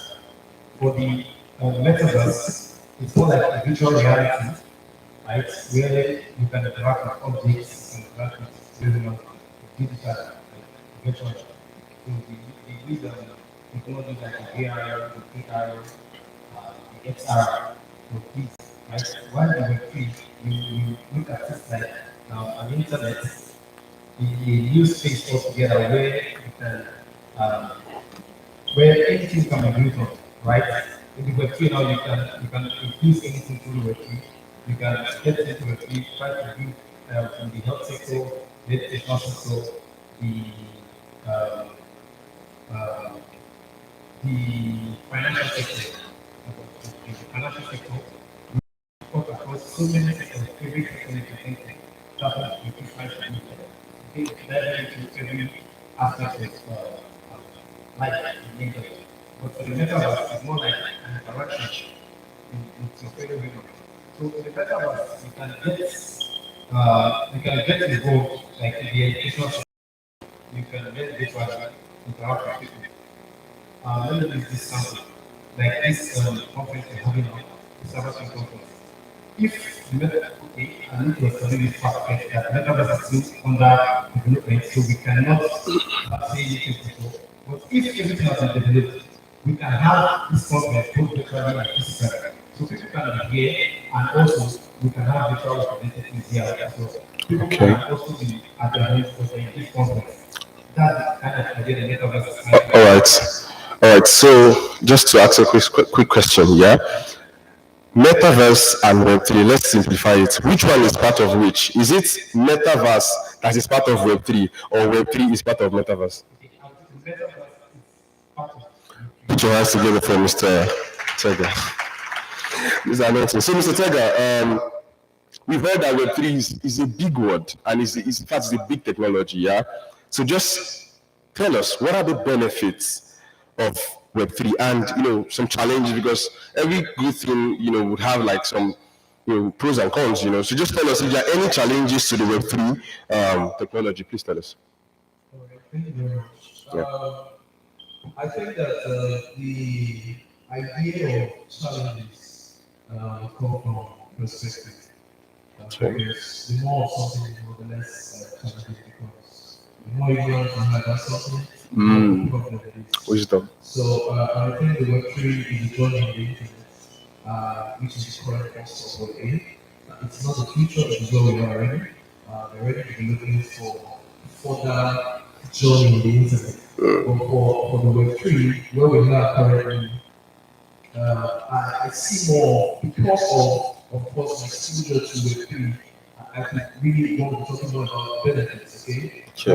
But knowing where we are, because as an active leader in the space the past couple of years, what are mostly focused on is the critical groups, right? Between the technical space of the Web3 and the shroud space, which we can experience, talking about finance. Okay? Yeah, so the challenge people get is entry. It's complex. Let's take, for example, MetaMask, okay, which is wallets, which are called in bank, right? A Web3, okay, which uses the bank. The complexities around it is the fact that even after a very long while, taking a lot of persons, out straight up to really create an account. After creating an account, you get to realize that there's some level of security in terms of, because of the independence, you have access and control over your finances. It also comes with responsibility, and responsibility is what people really do not want. True. All right, so it gives you that freedom, but then that freedom comes with responsibility. You have to keep your secret trades. If you need any part of it, that's your time asset though. There's no support. Okay, so you forgot out of the fridge, you forgot one, just one. There's nobody to ask. If you create the platform, there's no know it. Okay, and tell them at the beginning that we are not going to know it. So there's no need. So when you get to that junction, just is lost. Yeah. So that becomes a challenge for adoption. Okay, so people are wondering, if this place, which in my opinion, based on the knowledge, like I said, is perception, is the safest place for digital threats in the world, the concept of layman would then be, if this is the safest place for me to have my assets, if anything happens to it, there's no one for me to reach out to, right? Yeah. Because what we are already used to in the conventional space is that if anything happens to my bank account, okay, I saw a video going viral the other day. Someone woke up and saw some debit alert in the account. I went to the bank and pulled off the share. This bank was explaining to me why there was money in the bank account. So I'm imagining that person having a trust wallet, okay, and then you wake up in the morning after having like 500 trillion, you wake up in the morning, you don't see 500 trillion. Why are you going to ask? So there's no point to ask anything. You don't have to deal with it, so you need to call people like educational platforms, those training, and ask them what happened to the trillion. The one that told me to open a trillion wallet. Probably maybe if in that case you were the one that opened the wallet of the person in the laptop. These guys are suspecting you, maybe in trying to open the wallet, you have access to it. So these are the challenges people get. But as already citizens and citizens, for those who already know about these are not challenges. That's why I said it's actually persistent. All right, put your hands together for Mr. Tega. So you said two things that I want you to go home with. One, you said Web3 is already here. It's not the future, it's now. So Web3 is now. And then the second thing you said is it's your key, you are the owner of your bank. So if you lose your key phrase, you can call us. So it's gone. All right. Okay. So in as much as we want to explain and express ourselves while explaining these questions, answering these questions, time will not permit us to do that. So we'd have to stick to 2 minutes.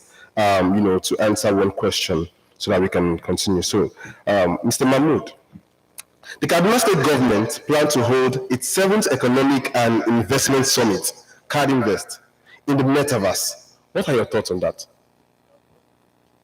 Thank you very much. I forgot to actually say that I'm a teacher. So I teach about blockchain and also I build communities and empower communities. So talking about the metaverse has a global economy of 700 billion. Okay, so for Card Invest, first the event in the particular sector signifies the global interest in blockchain technology, and also an optimism that yes, blockchain or metaverse is the future. Okay, so my plea to the government is that since now they are taking bold steps into accepting blockchain technology, like now we have knowledge that this is now Already. So my plea is that as they are using the product, we're not talking about money. Okay. I don't Sorry. yeah, so education is no adoption. So if the government actually starts talking about blockchain, they start using blockchain products. So that is to say that they can create room for the needs. Because we are fighting, or let's say the government is talking about lack of jobs, stuff like that. So with that particular metaverse, that aspect of event is actually just one of the benefits. The other benefit is that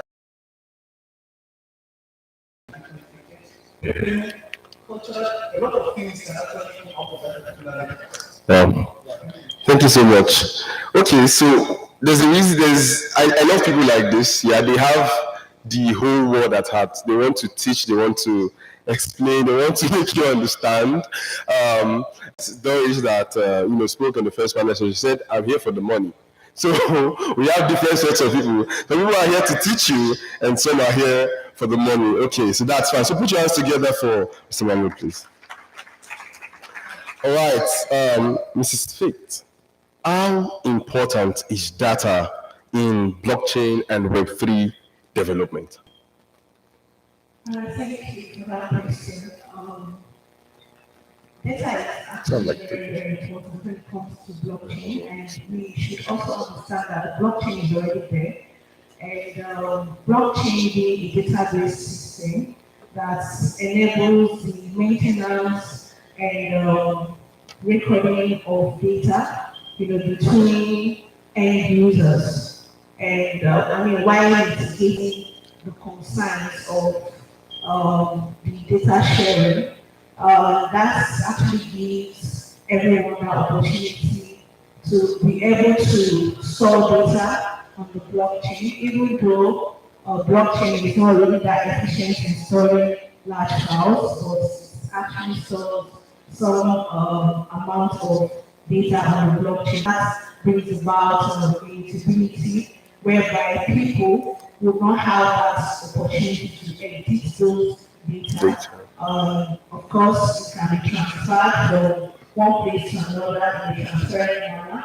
So it also enhances which is blockchain itself, enhances transparency in terms of sharing data. And we're just trying to keep the question around how the blockchain help data sharing. And so it helps in securing data. Say for example, since we have this nature of blockchain having a cryptographic, I would say, algorithm. So, like I said initially, any data that is stored there is actually secured, and people cannot be able to edit that. So you're sure that even your digital identity, your assets, and every other thing that is being added on the blockchain is secure. Thank you very much. Please put your hands together for her. Mr. Lucky, from a DeFi standpoint, with Web3, okay, let me even come here. Let me never read. So when we heard about Web3, we're like, okay, Web3 is changing everything. It's going to change the whole internet. It's changing the financial sector. It will change the banks. DeFi will take out CeFi. What kind of stuff. So I'm asking now, from a DeFi standpoint, will Web3 actually disrupt the financial sector? Absolutely, yes. Okay. Already doing that as we speak today. And part of that is why we're beginning to see most traditional banking sectors beginning to offer services that are now in line with that of either blockchain, DeFi, and Facebook. So I expect that someday even Nigerian banks will be interested in wanting to take their own cost from custody related to service. So I know that that's the concern, just like one of my panelists have said, that imagine when you have some of your assets in trust wallet and then tomorrow something happens. Remember, recently Google, clearly Google is more a big tech company and a big tech company merged together. And for the fact that we could align with the likes of Coinbase to now provide custody service, that tells you where the disruption actually goes to. And clearly, I do not expect banks to sit back as their core market continue to erode. If the young generation that want to say this is what they want, you have no choice but to align it, just go along with that set of narrative. Yes. So it makes no sense for where a lot of people say they want to now engage more in digital assets, decentralized finance. People want money for their money. One of the things where it's made a lot of sense for people to lock capital in a traditional bank and they have no value. Or maybe you tell them that, at the end of the day, they will probably have 20%. I'm glad for you. But the younger generation want to pass, they want to peak, they want to shift. And if DeFi is providing them that, the most likely will take the risk and go for it. So my answer to that question is that yes, it's already disruptive. I think that's why we see the policy change coming on every sector every now and then. And then again, that changes what increase the rate for central bank performances around the world. So I think that the country is hoping to take advantage of the control of the technology at the same time, so that the rules get left behind. Please put your hands together for Mr. Lucky real quick. Let me tell you guys, I always believed in the past that, okay, banks are not involved in this thing we're doing. Of recent, I was going through my Access Bank app and I saw Access Bank hosting a blockchain event. And I told myself, okay, so these guys are really involved. All right. So, Mr. Tega, what is of Web3 on the creator economy? All right, thank you very much. Yes, it's one of the sectors that we've seen, apart from finance, okay, we've seen the impact on the creator economy. That's basically because I think these two sectors have something in common. Finance, first of all, is it's basically nothing to run the entire world, but the finance sector as well as the most regulated sector in the world. And that's why the force of Web3 was so prominent, okay. Then the next sector is the creator economy, I say, because of the level of influence it carries. Okay? You see platforms, let's use the platforms like social media, which is one of the icons of the Web2. Okay? You can see that most of those platforms, what made them to thrive in the way they did was the influx of the creators economy in those platforms. Okay? I remember one of the platforms talking about one of the first celebrities that people on the country, which was on Soto. Yeah. And we were talking about the influence that it had on the platform, the number of users that came because he came into the platform and all that. So it's a great influence that the creative economy actually does to any sector. And looking at what we're doing is giving the power to them. We've seen that what they've done is they have influence, and based on the capacity and the influence, they've done so much good to the Web2, using social media as an example. And we see the impact that it has made. So what you say that as a social media influencer, for example, you have 2 million followers. What you're actually forgetting or not saying is that the social media platform, for example, Instagram, has 2 million followers. Okay?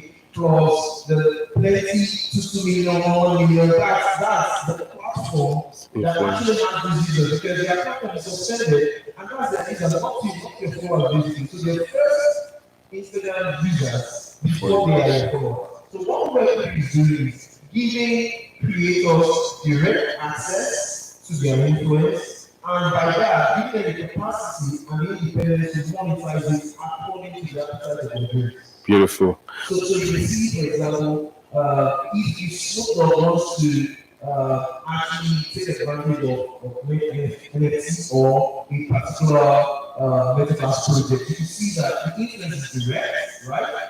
The kind of monetary value that will come is high. But on the Web2 side, what we're going to see is so platform signs endorses with X amount of money, right? But what they want ever hear is what they make out of that individual okay, that we sign on such platform. So I think that Web3 is giving that freedom, that capacity, that monetization, okay, for you to be able to, and then looking at the reality, the lifestyle thing, it's amazing, okay? The best thing we really had in the Web2 was seeing things like drinks, such as songs of drink, okay, where it's like the name was changed, and this is going to be a lifetime thing. There are pockets of them like that, but the Web3 gives you access to do that from day one. And I think that it's something really amazing. If you look at Spotify, for example, for every streaming that comes to the platform, the creators, the musicians, get like pre-payment. Yeah. Okay, and that's crazy, okay? But if you see what happens with the Web3 platforms coming up, especially crypto-related platforms of that, it's amazing the kind of amount of money that these creators make. The royalties that they have access to, the independence and the capacity to create. So it's really Just put your hands together for Mr. Tega. I'd like to ask All right, please. Thinking about monetization, 1 I minute. think that's the reason why. I mean, monetization of your data, that's the reason why we are actually building Solidity, because it creates an opportunity for you and I to be able to provide data, and be able to sell it. And not just sell it, it gives you an opportunity to, convert it to an NFT. So, and also creates an opportunity for you to have 100% ownership. So that is just one of the biggest benefits I want to share when it comes to the monetization of data in terms of the key and all of that. Thank you so much. So here's what I think to the economy. Yeah, when people see that there is a new technology that they can, okay, this is a new technology. Okay, something is coming that is new. Now they can think of it causes them to think of something they can create on that technology. And so I believe in the next few years we'll be seeing new innovations coming up that will change the way we see or live our everyday life. Please put your hands together for Mr. Anansi again. Okay, Mr. Anansi, in the Web3 space, we've seen investments in the Web3 startup. We've seen exponential growth over the years. So as a Web3 or blockchain developer, how can I secure fundings for my project or startup?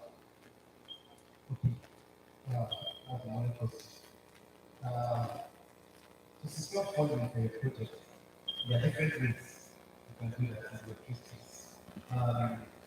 First, you can do it yourself. You can try building something for yourself using your own funding, funding your own project, try to build something with loans. You can do that. You can also reach out to your friends, share with your friends. In this part of the world, we always see like if you don't get funds from outside, you cannot really do something, you cannot really do something. But I'll say that in lie, because if you are alive, even when you're hungry, or just to stay, you can just call somebody and say you can get to stay, right? Yeah. When you want to do something, it's when you're asking somebody for funds that you want to do something. Depends on giving you more, that's the thing that giving you get to stay, will give you more when you want to do something. It's just basic. Because it's not like if you guys doing something now, you're going to take this person for them to be out of my head. It's okay, it's going to be small, but sometimes they just come and ask for them to stay. It's just to be great, right? So you can start something with your own funds, and you can also reach out to friends, family, just people around you to get from that one part. Another way you can actually generate funds is grants. Right? In the Web3, we have organizations, we have companies that give us grants for projects that we're trying to build in the Web3. We're trying to push this in, we're trying to create a document. So there are organizations like that. We reach out to them, they try to build, I think there's one, Solana does that. We have so many of them that give us grants like that. So you want to do something, you go ahead and reach out to them. We go to the site, reach out to them. You register, and if you find your project worthy, if you reach out to them, you go to the site, reach out to them, you register, and if you find your project worthy, if you are trying to do something that is very interesting, and going to cause a change, right? And going to cause a change, building something like that, then you get grants. And the amazing thing about grants is you don't have to pay back. It's just like give away, just take this, you don't know. But for grants, you have to actually look at the things, right? So there are things you might want to we need to be before getting into that. Another way you can actually generate one for the project is accelerated program, incubation program. So this way you have companies, other companies, projects that come together, where this is capitalists that have the funds to fund the project, to fund what you're trying to do. You gather this kind of person, and what you tend to do now is they teach you, especially when you're a young entrepreneur, you want to do something and you don't have enough funds. They teach you on how you can go, the steps you can take to build your project, everything you need to do. And at the end of those kind of programs, they link you up to their business, right? So what you do is pitch your project to them. If this is interesting, or if these investors find it investing funding. Beautiful. Please put your hands together for Mr. 19. So if you have an idea and you're thinking, how would I get money? You just got your answer. So build that beautiful idea and let's all use it together. Mr. Mahmood, what do you think is the future of Web3? Well, I believe that almost all of us here, blockchain technology has one way or the other impacted our life. Most definitely. I see a future where the internet is smart, secure, and private. That is an internet where transaction fees will be very lower, and also faster, where there will be less intermediaries in our financial transactions, and also just a lot of things in the future. So the future for blockchain is for Web3 is bright. For companies like Facebook to change its name completely to Meta, definitely something huge. Something big, something huge. I like the word huge. All right, thank you so much. Okay, so before we end this final session, is there any parting words? Let's start with the queen in this gathering. Ma, is there any parting words, Ma? Okay, let's speak on the part where I'm going to speak about here. Having access to funding. And the last comment today where you said if you have an idea, just go to most of these venture capitalists and funding and all of that. So getting funding is beyond having an idea. Now, the idea you're going to have is scalable because a lot of people feel that when it comes to blockchain and cryptocurrency, because of the market capitalization, and sometimes you hear people raising $100 million, and if they have same ideas, if they can just put one or two codes together and they meet a VC, they'll be able to access funds. I can tell you that it's not that easy to access funds. So if you're having an idea, your idea must be credible, it must be scalable, and it's not something that you just have to, maybe have access to funds in a short time. Sometimes it might even take up to 10 years. There are a lot of startups founders there that have been building for a very long time. They spent a couple of years, selling their resources, and they are not giving up. And don't just go, getting one or two coders, to put codes like that, and you keep parodying yourself that you have this, you want access to funding.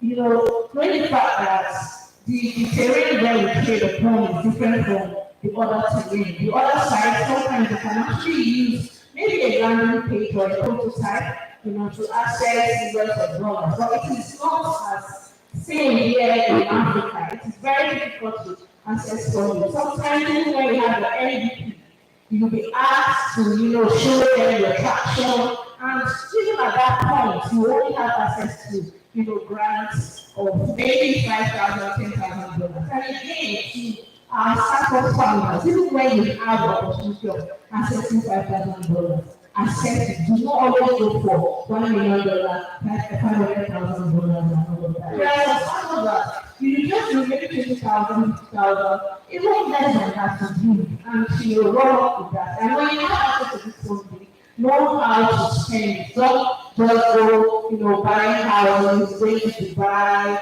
and all of that. I'm not saying that traveling is not good, but sometimes once we use it as a means of hype and also scamming, the people that are coming behind us, trying to paint the ecosystem and do what is not.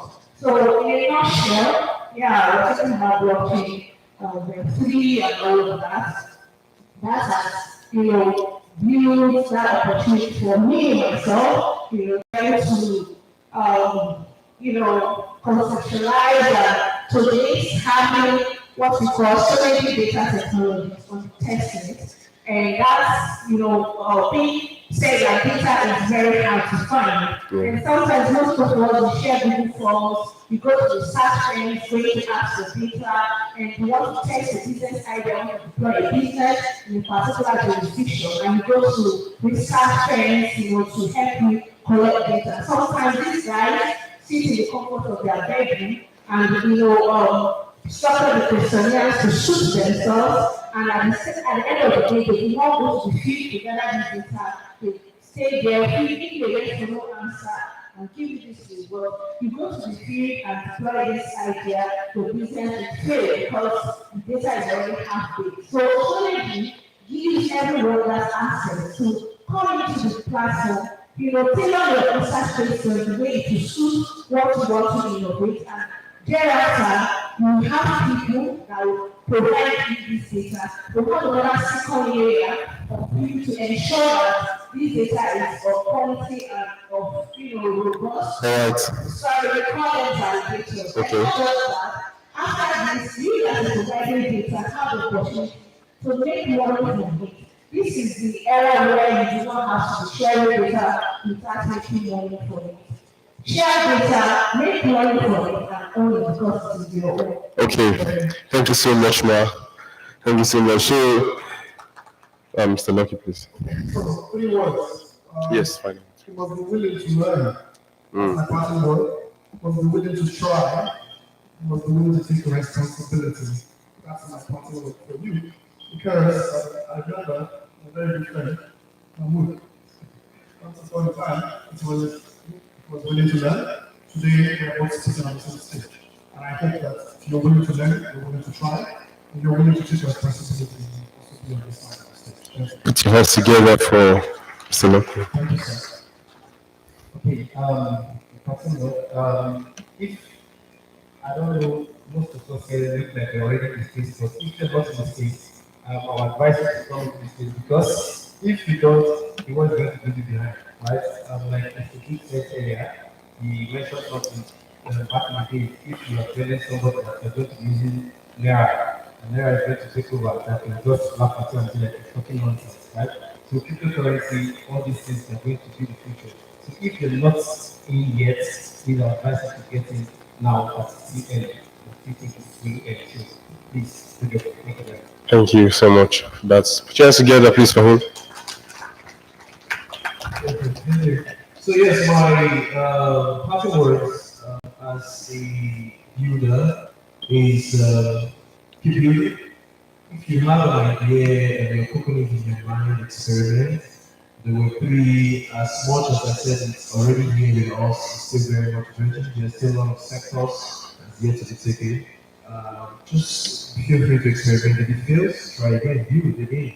If it fails again, try again, build, because there's still time enough to experiment before the worldwide adoption actually comes. Yeah. Thank you. Put your hands together for him. All right, Mr. Mahmoud. So, we're just searching blockchain. So my parting word is, let's keep learning and let's keep building. Thank you. Put your hands together for them. So before they stand up, I'll just say one thing. And my parting word to you is, if you're building in this space, learn to evolve or they will feed you. It's as simple as that. And as a person, as a brand, even if you're not building as a brand, evolve, learn what's coming up next, or you will be faded. All right, so put your hands together. That's the wrap for the second panel session. So please, can you come up so we take pictures?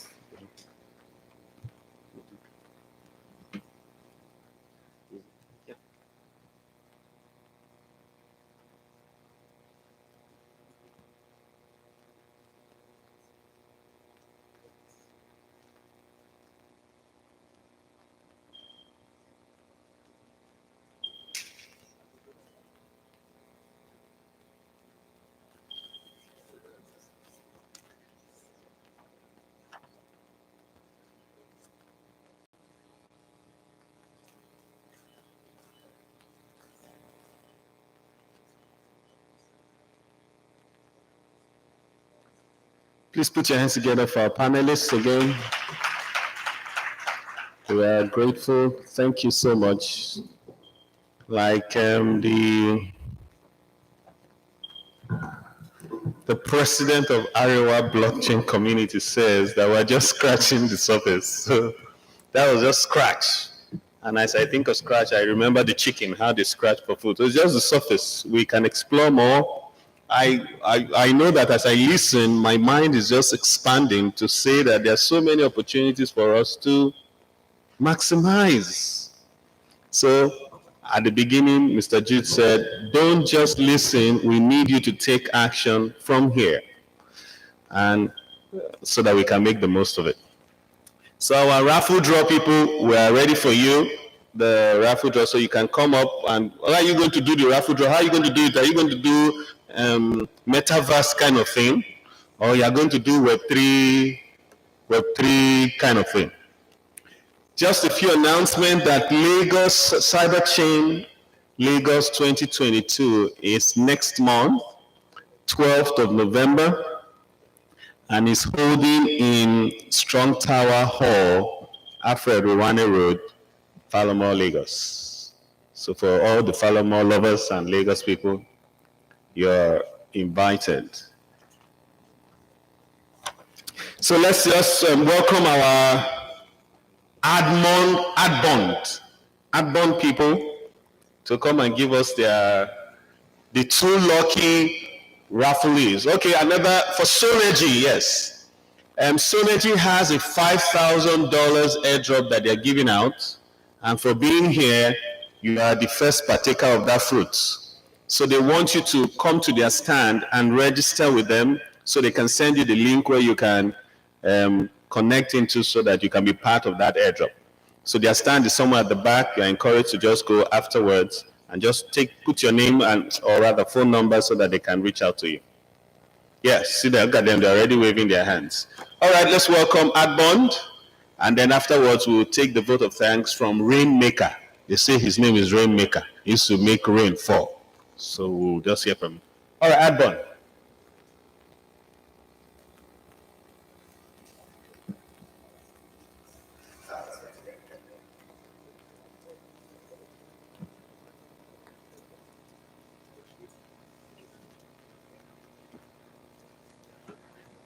Hello, everyone. So we are doing this raffle draw in a digital way.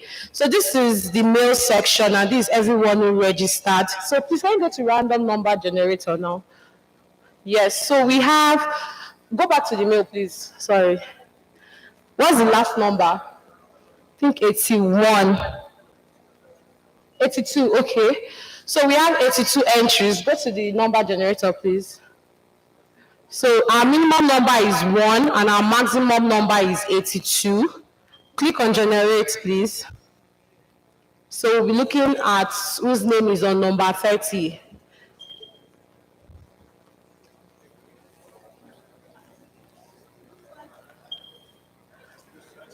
Who?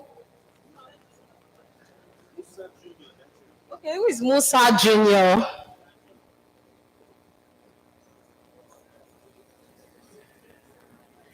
Or is it virtual?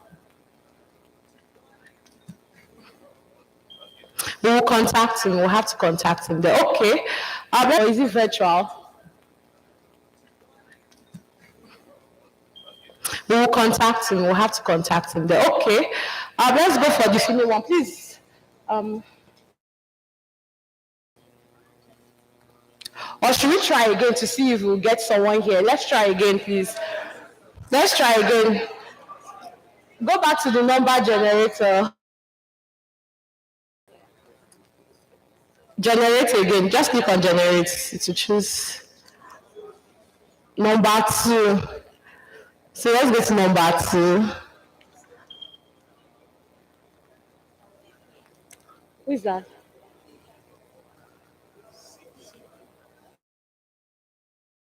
Stevie. Who is that? Me.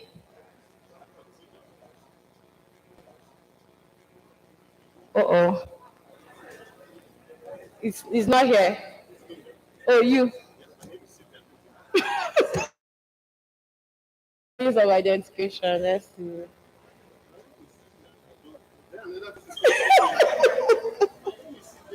Where is your means?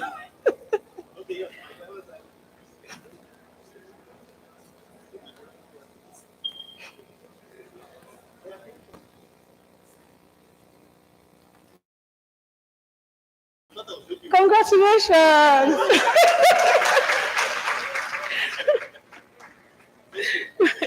Okay, let's go to the female category, please.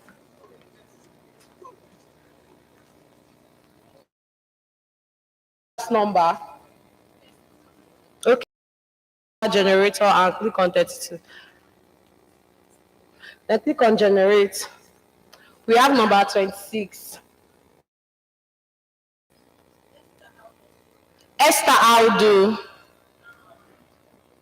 Who is Esther Audu? Please come forward. Let's see. Esther Audu. You are the new landowner. Where are you?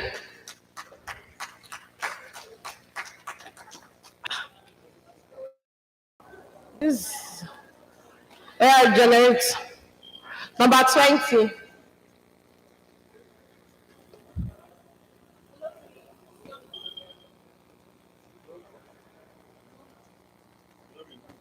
Glory Nomdi.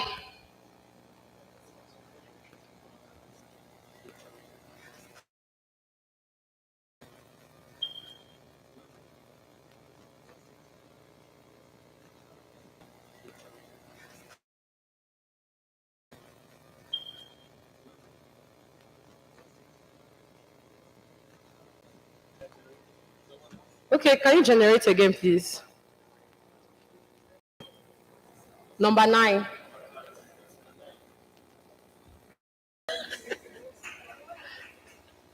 Janet Abraham. Please come forward. Thank you.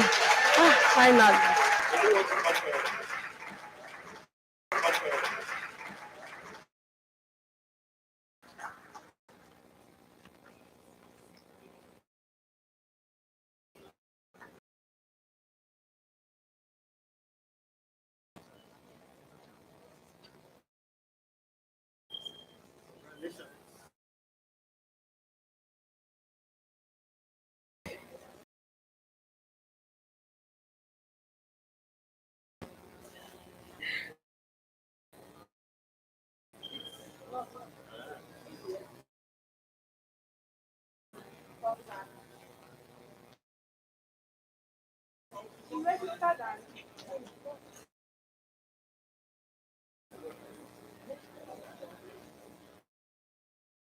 I don't.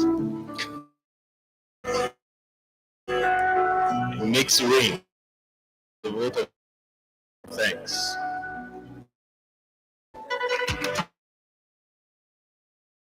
Wow. Let's put our hands on behalf of partners of. It is my pleasure to make a few closing remarks and express gratitude to all those who have made this event reality. Technology has become such an that we sometimes take it for granted. We should not, because technology is not an end in itself. It is the means. It only makes sense if it serves a opportunities for people and companies alike. And we want everyone opportunities. Nobody should be left behind. Just because of the age or the gender, locations, and every company, whatsoever its size or activities, should have its innovation and ideas. There are a few points following today's discussion, which is a take-home for me. Number 1, embrace Web3. That is the key thing I learned. We have to embrace Web3. Second, find a way to build solutions on the blockchain. I know most of us from today will start considering the ideas that we can build on blockchain. Number 3 is get connected with people and form partnership. One of the benefits of gatherings like this is for you to connect. I don't know if you have been able to meet one or two, but if you haven't done that, please try your best to connect with someone before leaving here. It can go a long way for you. Number 4 is embrace the metaverse. Some of our guest speakers today during the panel session talked about the metaverse, and I believe you understand what they were referring to. Take responsibility by cybersecurity. Be compliant, and together we can make the ecosystem safe for everyone to play in. And at this junction, I want to say thank you everyone for coming. We appreciate you. And I want to actually make requests at this junction as well. To the EFCC, I learned they are here, the Nigerian Police Force, and the NCC. Please, in our maybe in events like this, I think it's time we start considering these bodies to start talking about blockchains, so that I know when people hear it from us, it's different from when they hear it from us. Imagine EFCC coming up here to talk about the blockchain. I think it will make a lot of noise, and it will go into people better and deeper. So thank you, everyone. We appreciate you. And if you look behind you, there are booths there. Please do well to visit each of those booths. There are things you can take away. There are books as well you can buy. And the book that was launched today as well, it is a privilege for me as a person to own one of the copies as well. So please do read these things. They will help you, and they will help make you a better investor or a better crypto citizen. God bless you, and do have a wonderful weekend ahead. I wanted to say praise the Lord.